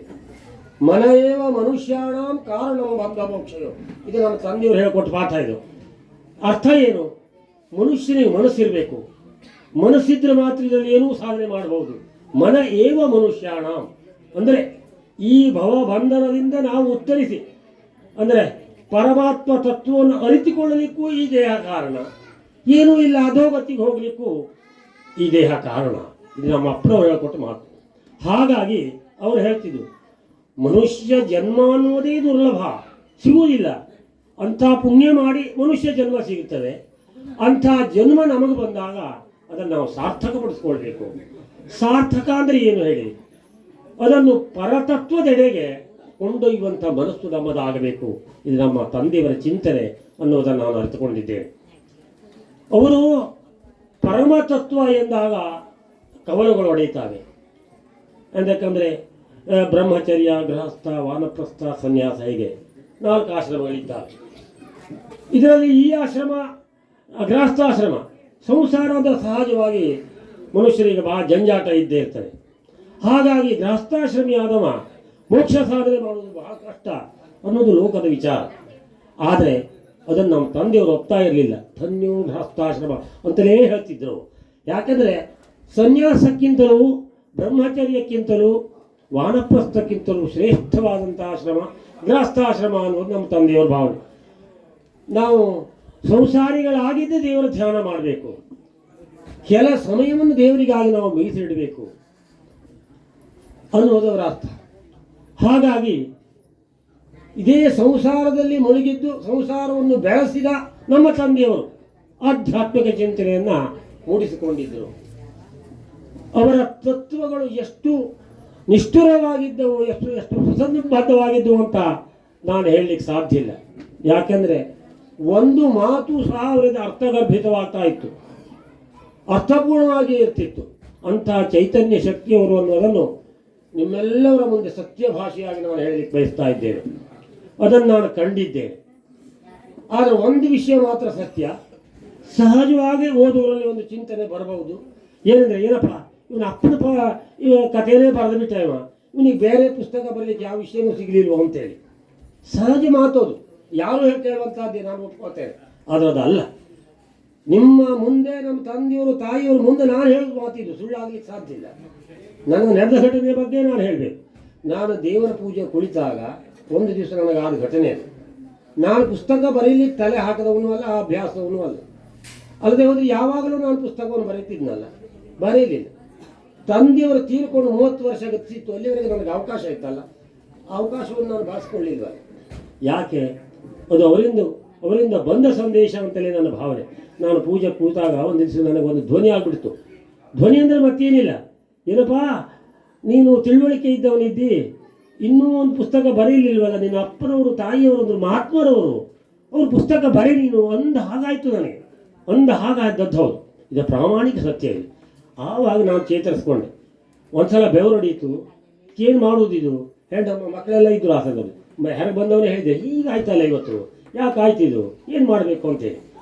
ಆದರೆ ಅವರೆಲ್ಲ ಹೇಳಿದ್ರು, ನೀನು ತಿಳುವಳಿಕೆ ಇದ್ದವ ಬರೇ ನೀನು ಅಂತಂದು.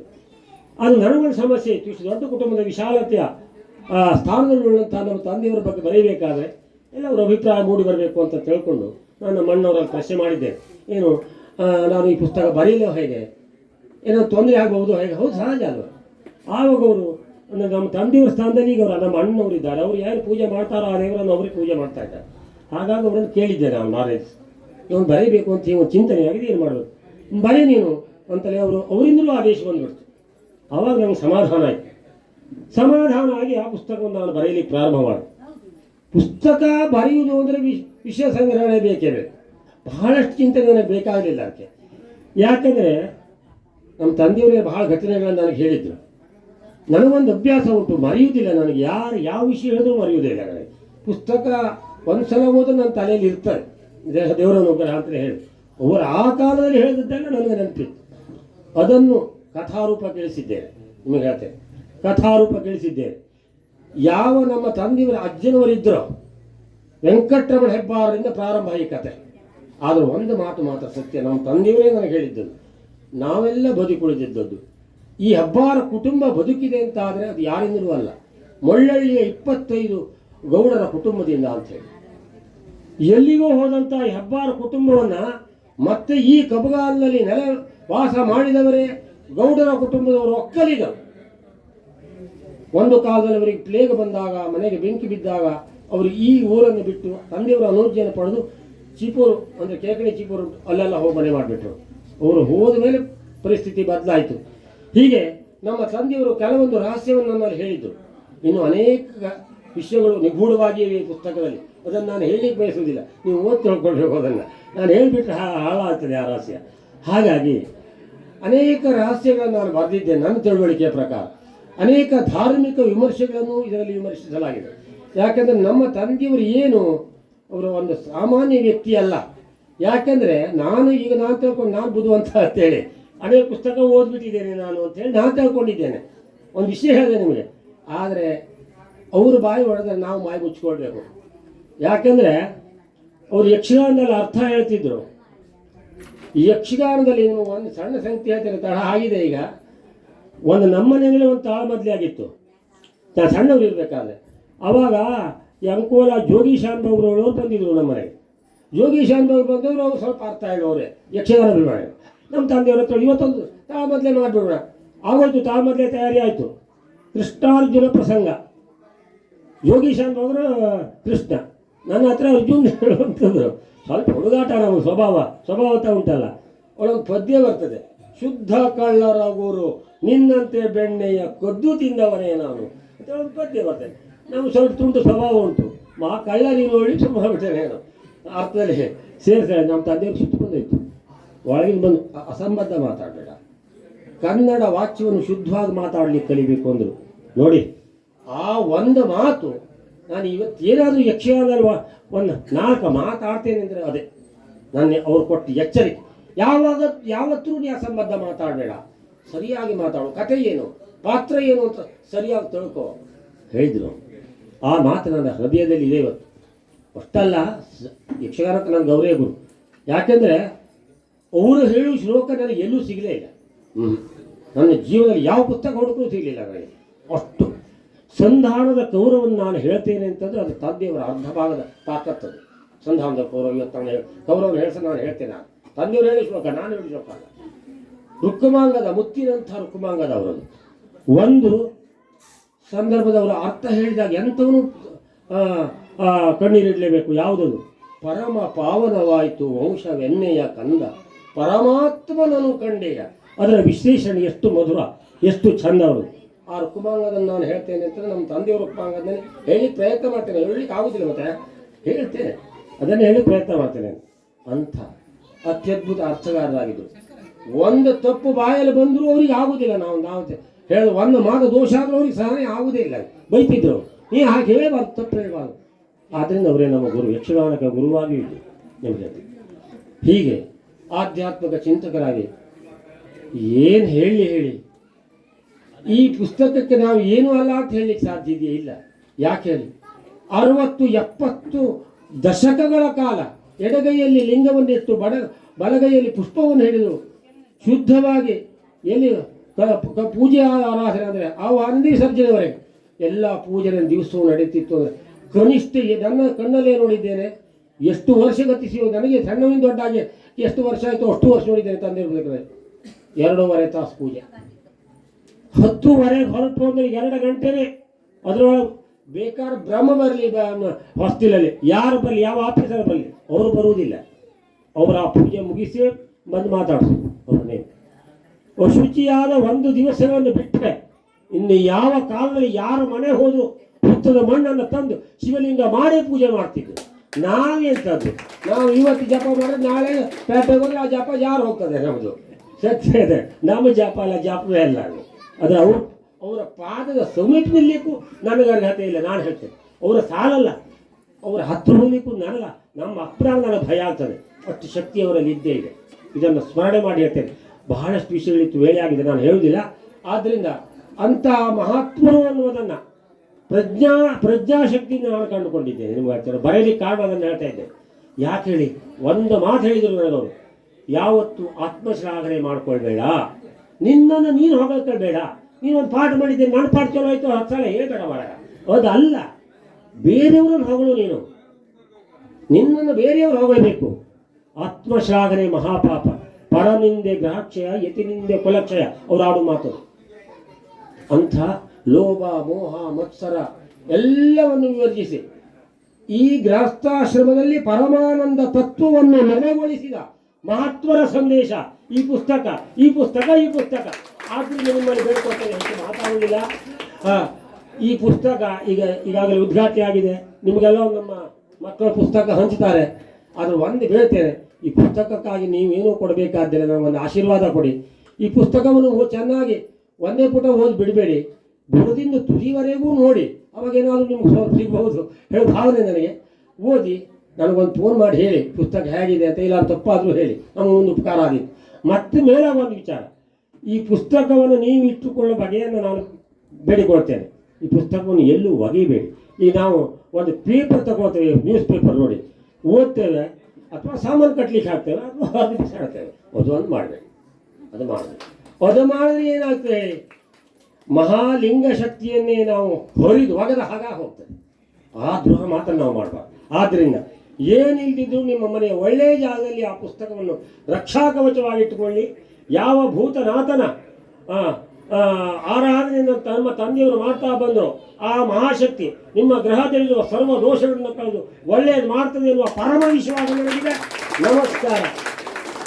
ಜಯವಾಸುದೇವ, ಜಯವಾಸುದೇವ, ಜಯವಾಸುದೇವ.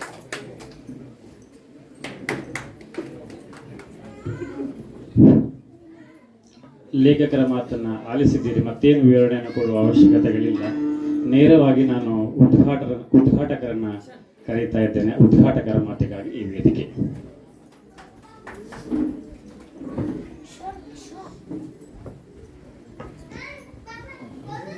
ಸಚ್ಚಿದಾನಂದ ರೂಪಾಯ ವಿಶ್ವೋತ್ಪತ್ತಿಯಾದಿ ಹೇತವೇ ತಾಪತ್ರಯ ವಿನಾಶಾಯ ಶ್ರೀಕೃಷ್ಣಾಯ ವಯಂ ನಮಃ. ವಾಸುದೇವ ಹೆಬ್ಬಾರರ ಕುರಿತು ಅವರ ಮಗ ಬರೆದಂತಹ ಪುಸ್ತಕ ನಾವೀಗ ಉದ್ಘಾಟಿಸಿದ್ದೇವೆ. ಇದಕ್ಕಿಂತ ಸಂತೋಷದ ಉದ್ಘಾಟನಾ ಸಮಾರಂಭ ಮತ್ತೊಂದಿಲ್ಲ ಎನ್ನುವುದು ಉತ್ಪ್ರೇಕ್ಷೆಯ ಮಾತಲ್ಲ. ಯಾಕಲ್ಲ, ನಮ್ಮ ಜಿಲ್ಲೆಯ ಒಂದು ಅರಣ್ಯದ ಮೂಲೆಯಲ್ಲಿ ಬಹಳ ದೀರ್ಘಕಾಲದಿಂದ ಅಂದ್ರೆ ಓಡಾಡುವುದಕ್ಕೆ ರಸ್ತೆ ಕೂಡ ಇಲ್ಲದೆ ಇದ್ದ ಕಷ್ಟ ಕಾಲದಲ್ಲಿ, ಕರೆಂಟ್ ಇಲ್ಲದೆ ಇದ್ದ ಕಾಲದಲ್ಲಿ ಈ ಜನ ಈ ಮಣ್ಣನ್ನ ಹಿಡ್ಕೊಂಡು ಹೇಗೆ ಬದುಕಿದ್ರು ಅನ್ನೋದೇ ಒಂದು ಅದ್ಭುತ ಇದು. ಇವತ್ತು ನೋಡ್ತೀರಿ ಹಳ್ಳಿಯವರೆಲ್ಲ ದಿಲ್ಲಿಯನ್ನೋ ಬೆಂಗಳೂರನ್ನೋ ಮುಂಬೈಯನ್ನೋ ಸೇರಿ ಸೇರಿ ಸೇರಿ ಸೇರಿ ನಮ್ಮ ಅವಸ್ಥೆ ಬಹಳ ಕಷ್ಟಕ್ಕಿದೆ. ಆದ್ರೆ ಇವತ್ತಿಗೂ ಆ ಹೆಬ್ಬಾರ ಮನೆತನದಲ್ಲಿ ನಾರಾಯಣ ಹೆಬ್ಬಾರರು, ಕೃಷ್ಣ ಹೆಬ್ಬಾರರು, ವೆಂಕಟ ಹೆಬ್ಬಾರರು, ಗಣಪತಿ ಹೆಬ್ಬಾರರು, ಈಶ್ವರ ಹೆಬ್ಬಾರರು ಎಲ್ಲ ನಮ್ಮ ಸ್ನೇಹಿತರು. ನಾನು ಹಾಗಾಗಿ ಸಲೀಸಾಗಿ ಹೆಸರು ಹೇಳುದು. ನಾವೆಲ್ಲ ಒಟ್ಟಿಗೆ ವೇಷ ಮಾಡಿದವರು. ಕಬ್ಬುಗಾಲ ಮೇಳ ಇತ್ತು. ಇದು ನೋಡಿ, ಇದೊಂದು ಎಷ್ಟು ಅದ್ಭುತ ಅಂತ. ಒಂದು ಮೇಳ, ಈ ಕಾನಲ್ಲಿ ಒಂದು ಮೇಳ ಸೃಷ್ಟಿ ಆಗ್ತದೆ ಅಂತ ಆದ್ರೆ ಇದು ಪೂರ್ವ ಪುಣ್ಯ. ಸಾವಿರ ಸಾವಿರ ಎಕರೆಗಳಿದ್ದಂತಹ ಒಂದು ಹೆಬ್ಬಾರರ ಮನೆತನ ಬಂದ ಕಾಲದ ದೋಷದಿಂದಲೋ, ಕರ್ಮದ ದೋಷದಿಂದಲೋ, ಸರ್ಕಾರದ ಆದೇಶದಿಂದಲೋ ಸಣ್ಣ ಆಗ್ತಾ ಸಣ್ಣ ಆಗ್ತಾ ಸಣ್ಣ ಆಗ್ತಾ ಬಂದದ್ದು ಕಾಣ್ತದೆ ನಮ್ಗೆ. ಆದ್ರೆ ನಾಗರಿಕ ಜೀವನದಿಂದ ಬಲು ದೂರ ಇದ್ದು ಬಹಳ ಶ್ರೇಷ್ಠವಾದ ಬದುಕನ್ನು ಬದುಕಿದವರು ಅನ್ನೋದು ಎರಡು ಮಾತು ಇಲ್ಲ. ನಮ್ಮ ಪ್ರಾಚೀನ ಪರಂಪರೆ ಎಲ್ಲ ಹಾಗೆ ತಾನೆ. ಎಲ್ಲ ನಮಗೆ ಸಿಕ್ಕಿದ್ದು ಎಲ್ಲಿ ಅಂತ ಕೇಳಿದ್ರೆ ಸಂಸ್ಕೃತಿ ಆರಣ್ಯಕಗಳಾಗಿ ತಾನೆ. ಹಾಗೊಬ್ಬ ಆರಣ್ಯಕರ ಗೃಹಸ್ಥನಾಗಿ, ಮಕ್ಕಳಿಗೆ ಮಾರ್ಗದರ್ಶಕನಾಗಿ ಬದುಕಿದ ತಂದೆಯನ್ನು ಆರಾಧಿಸುವ ಒಂದು ವಿಧಾನ ಇದು. ತಂದೆ ಮಕ್ಕಳ ಸಂಬಂಧ ಇತ್ತೀಚಿನ ದಿವಸಗಳಲ್ಲಿ ಕಾಣ್ತೀರಿ ನೀವು. ನಾನೊಂದು ತೀರ, ನೀನೊಂದು ತೀರ, ಅದು ಹೇಳ್ತೀರ.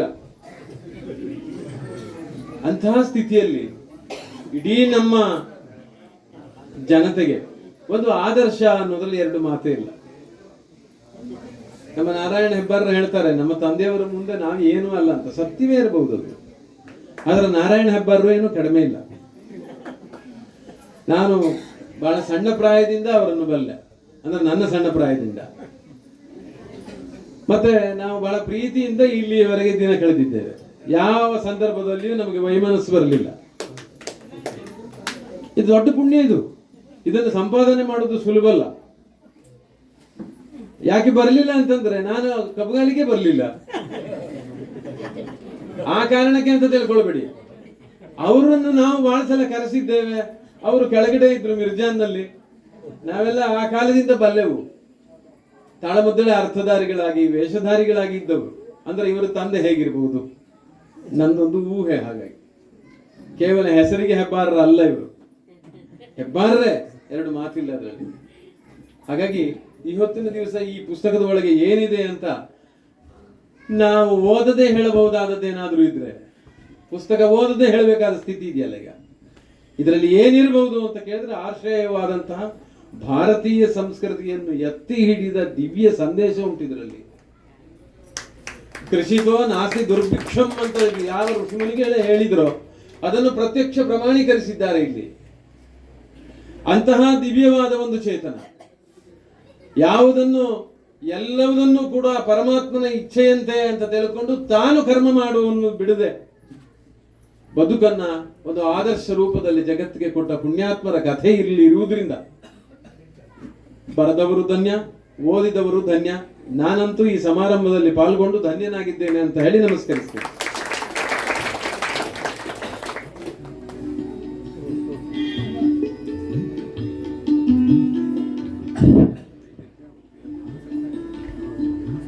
ಉದ್ಘಾಟನೆ ಮಾಡಿದಂತಹ ಜಿಎಲ್ಎ ಅವರ ಮಾತುಗಳಿಗೆ ಧನ್ಯವಾದಗಳು.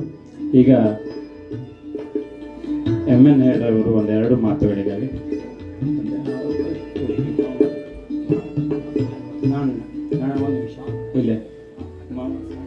ಒಂದು ನಿಮಿಷ ರಾಘವೇಂದ್ರ ಹೇಳವರಲ್ಲಿ ನಾನು ಎರಡು ಮಾತುಗಳನ್ನ ಕೇಳಿಕೊಳ್ತಾ ಇದ್ದೀನಿ. ವೇದಿಕೆಯ ಮೇಲಿನ ಗಣ್ಯರೇ, ಆತ್ಮೀಯರೇ, ಕಬ್ಬುಗಾಲಿನ ದಿವ್ಯ ಚೇತನ ಕಿರು ಹೊತ್ತಿಗೆ ಇವತ್ತು ಉದ್ಘಾಟನೆಗೊಂಡು ಲೋಕಾರ್ಪಣೆಗೊಂಡಿದೆ. ಭಾಳ ಹೆಮ್ಮೆಯ ವಿಷಯ.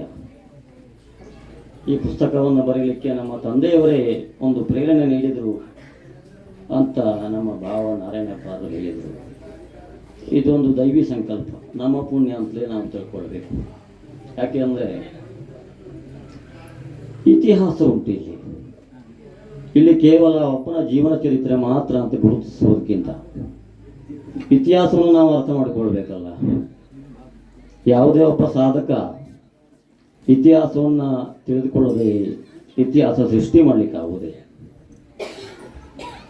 ನಾವಿದ್ದ ಕ್ಷೇತ್ರ ಹೇಗಿತ್ತು, ಈಗ ನಾವು ಹೇಗಿದ್ದೇವೆ ಅಂತ ಮತ್ತೆ ಹೇಳೋದು ಬೇಡ. ಹಾಗಾದರೆ ಮೊದಲು ಹೇಗಿತ್ತು ಅನ್ನೋದು ನಮಗೆ ಗೊತ್ತಿಲ್ಲ. ಅದು ಇವತ್ತು ಸಿಕ್ಕಿರೋದು ಪುಸ್ತಕ ರೂಪದಲ್ಲಿ ಈ ಕಬ್ಗಾಲ ದಿವ್ಯ ಚೇತನ ಎನ್ನುವಂತಹ ಕಿರು ಹೊತ್ತಿಗೆ ಒಂದೇ. ಮತ್ತೆ ಯಾವುದೇ ಪುಸ್ತಕ ಲಭ್ಯತೆ ಬಹುಶಃ ಇಲ್ಲ. ನೋಡಿ, ವೆಂಕಟರಮಣ ಹೆಬ್ಬಾರ ಎನ್ನುವ ವಾಸುದೇವ ಹೆಬ್ಬಾರ ತಂದೆಯವರೆಗಿಂದ ಅದಕ್ಕಿಂತಲೂ ಮೊದಲು ಅಂತಲೇ ಹೇಳಬೇಕು 600 ಎಕರೆ ಜಮೀನ್ದಾರರು ಹೆಬ್ಬಾರ ಕುಟುಂಬದವರು. 60 ಅಂಕಣ ಮನೆ ಇತ್ತಂತೆ ಮೇಲೆ. ಹಾಗಿದ್ರೆ ಅಷ್ಟು ದೊಡ್ಡ ಮನೆಗೆ ತುಂಬಾ ಜನ ಇದ್ದಾರೆ ಅಂತ ತಿಳ್ಕೊಳ್ಬೇಕು, ಸುಮ್ಮನೆ ಮನೆ ಇರುವುದಿಲ್ಲ. ಎಲ್ಲಿ ಹೋದರು? ಅಷ್ಟು ದೊಡ್ಡ ಕುಟುಂಬ ಏನಾಯಿತು ಸವಿಸ್ತಾರವಾಗಿ ಪುಸ್ತಕದಲ್ಲಿ ಉಂಟು. ನೋಡಿ, ನಮ್ಮ ಅರಣ್ಯ ಪ್ರದೇಶಕ್ಕೆ ಹೋಗಿ, ಯಾವುದೇ ಕ್ಷೇತ್ರಕ್ಕೆ ಹೋಗಿ, ಬ್ರಹ್ಮೂರು ಕಬ್ಗಾಲದ ಅರಣ್ಯದಲ್ಲಿ ಎಲ್ಲ ಪ್ರತಿಯೊಂದು ಸ್ಟೆಪ್ ಇವೆ. ಅಷ್ಟು ಸಾಗುವಳಿ ಭೂಮಿ ಮಾಡಿದಂಥ ಕ್ಷೇತ್ರ ಅದು. ಅಷ್ಟು ತುಂಬಿ ತುಳುಕಾಡುವಂತಹ ಜನಸಂದಣಿಯಿಂದ ಕೂಡಿರುವಂತಹ ಊರು ಅನ್ನೋದಕ್ಕೆ ಯಾವ ಸಂದೇಹ ಇಲ್ಲ.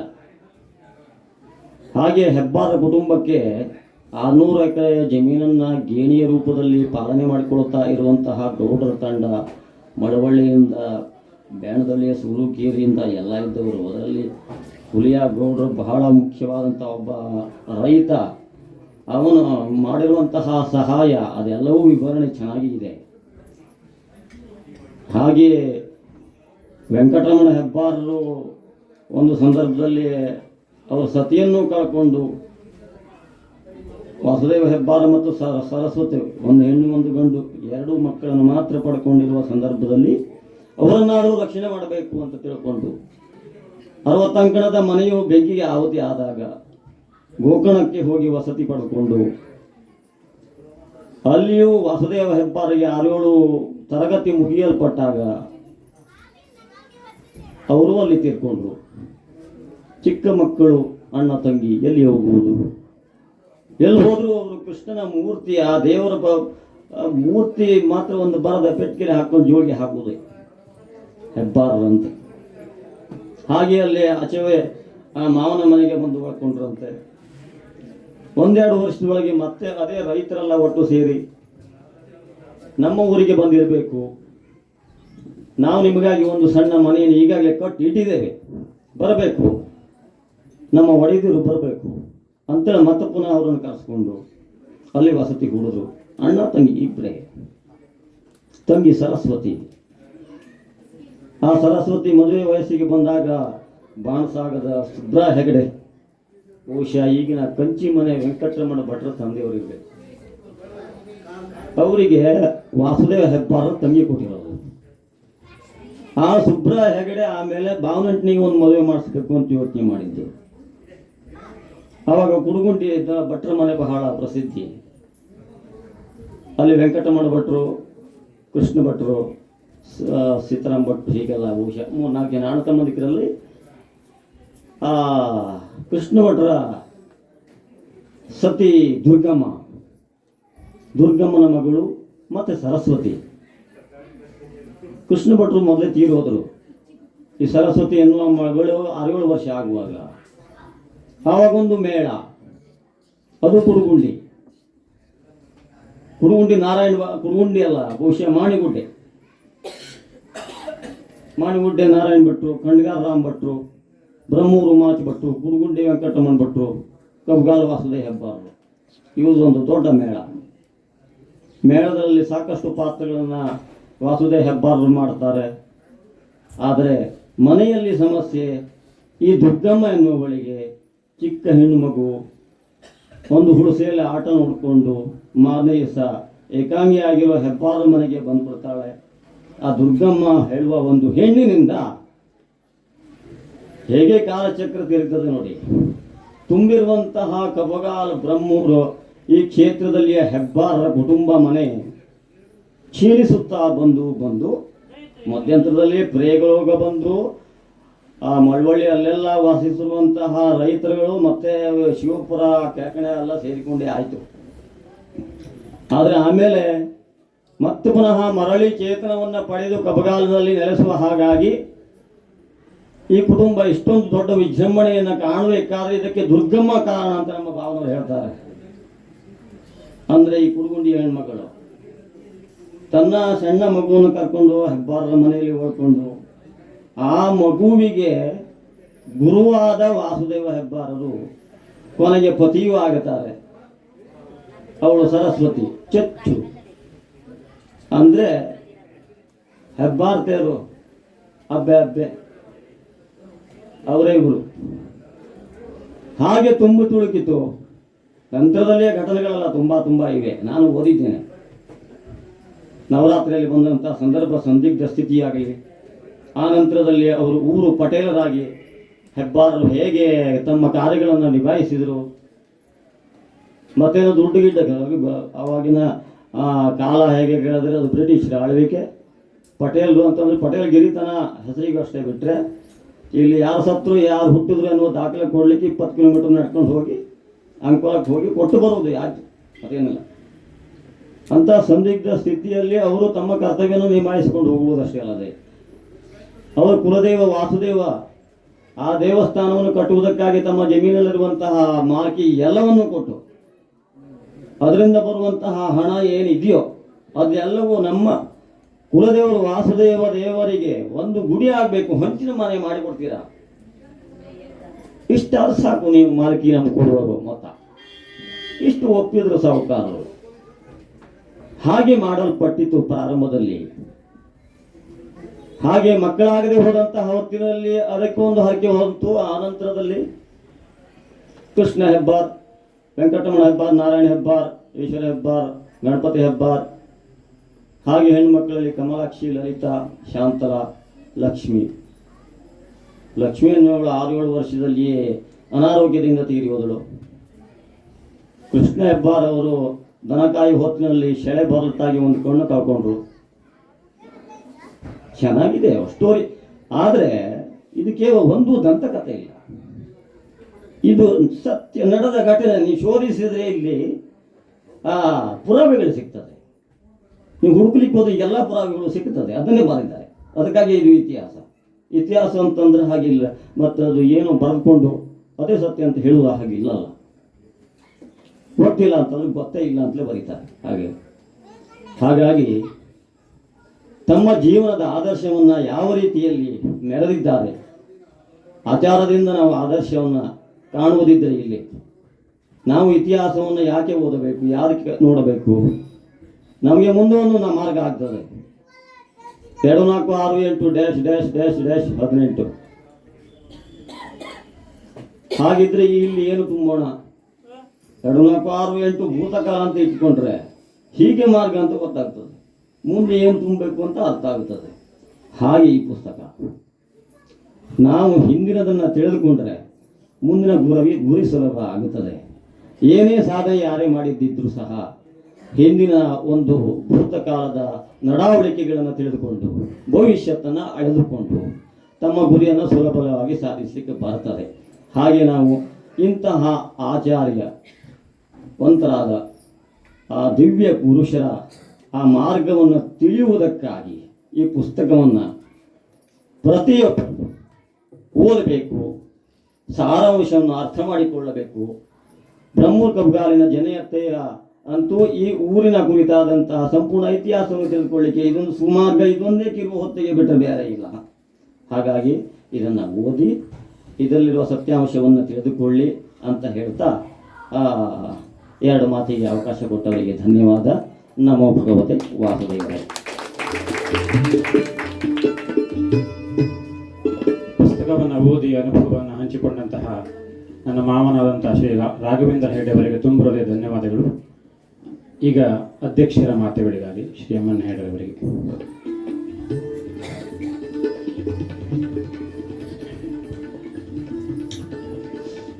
ವಸುದೇವ ಸುತಂ ದೇವಂ ಕಂಸಚಾಣೂರಮರ್ದನಂ ದೇವಕೀ ಪರಮಾನಂದಂ ಕೃಷ್ಣಂ ಒಂದೇ ಜಗದ್ಗುರುಂ.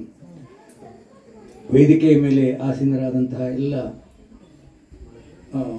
ವಿದ್ಯಾವಂತ ಸುಶಿಕ್ಷಿತ ಬಂಧುಗಳೇ, ಎದುರಿನಲ್ಲಿ ಕುಳಿತಂಥ ಎಲ್ಲ ಅಭಿಮಾನಿಗಳೇ, ಪುಸ್ತಕದ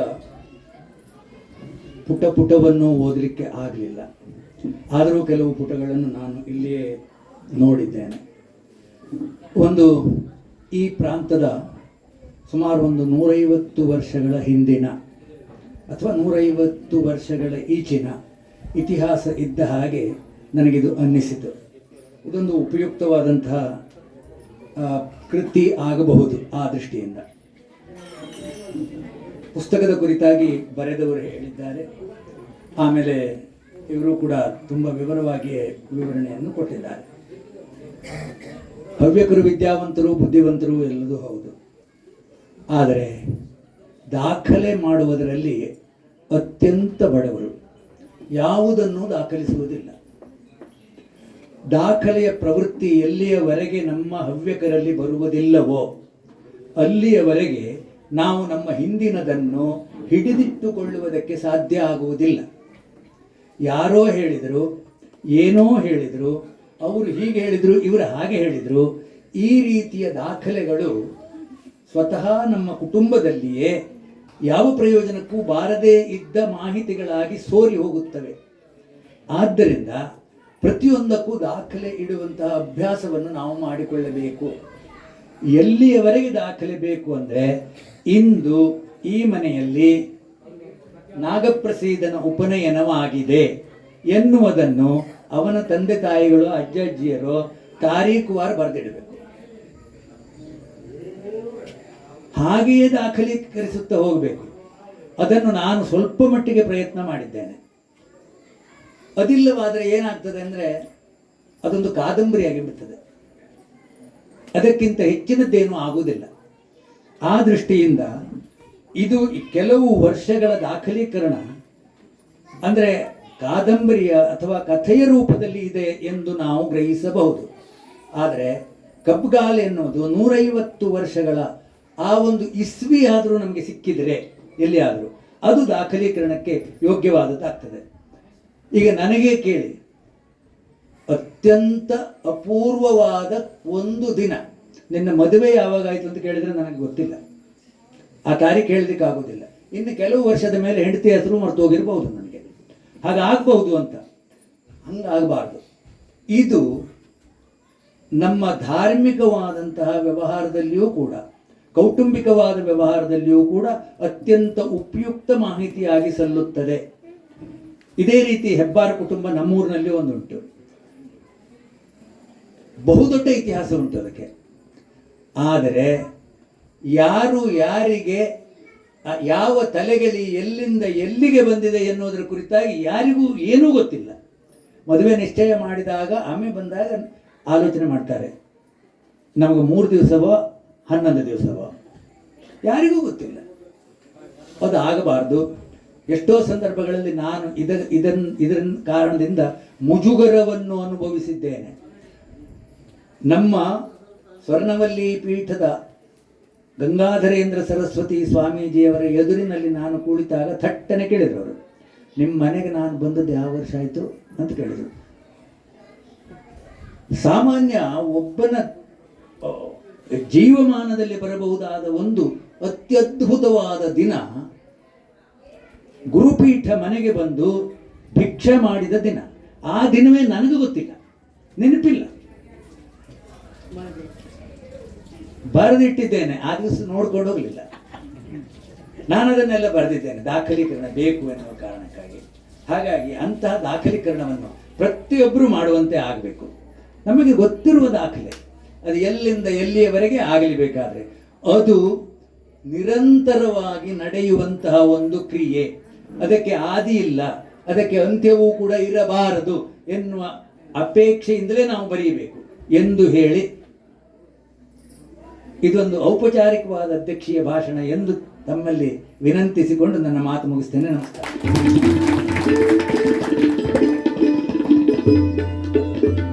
ಅಧ್ಯಕ್ಷರ ಮಾತುಗಳಿಗಾಗಿ ಧನ್ಯವಾದಗಳು. ನೇರವಾಗಿ ಈ ಸಭಾ ಕಾರ್ಯಕ್ರಮವನ್ನು ಸಂಪನ್ನಗೊಳಿಸುವಂತಹ ಸಂದರ್ಭ. ಸರ್ವ ಜನರನ್ನು ವಂದಿಸಬೇಕಾಗಿ ನನ್ನ ಅಣ್ಣನಾದಂತಹ ವಾಸುದೇವ ಹೆಬ್ಬಾರ್ ಅವರನ್ನು ವೇದಿಕೆಗೆ ಕರೆಯುತ್ತಿದ್ದೇನೆ.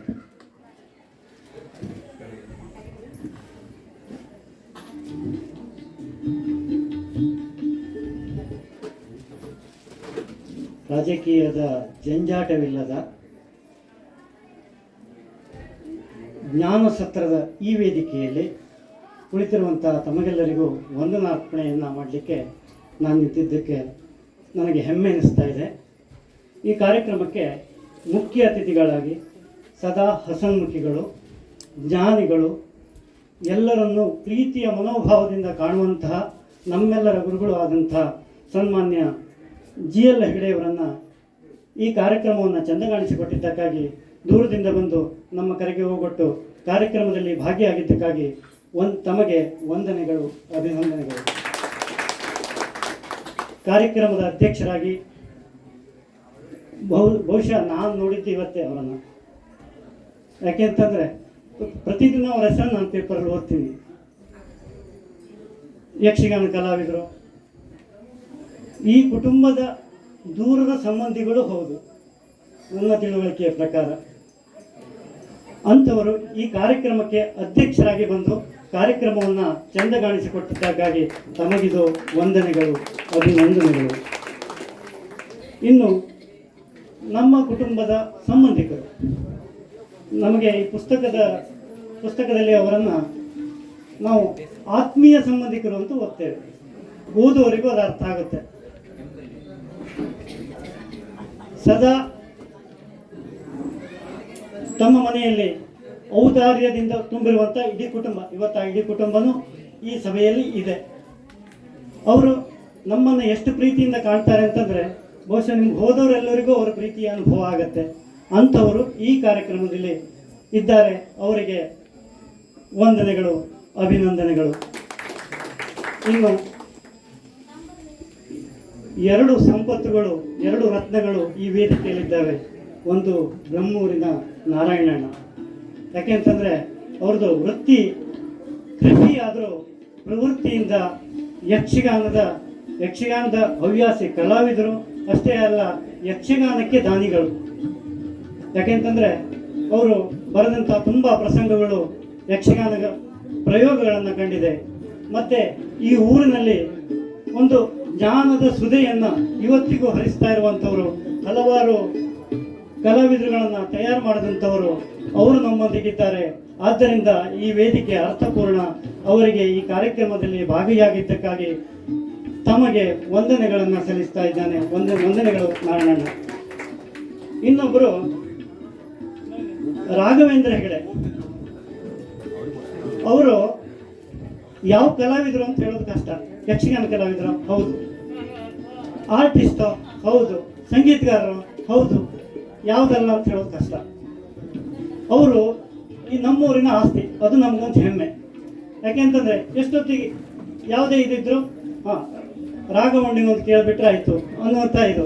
ಯಾಕೆಂದರೆ ಎಲ್ಲದರಲ್ಲೂ ನುರಿತ ಕಲಾವಿದರು ಅವರು ಈ ಊರಿಗೆ ಆಸ್ತಿ.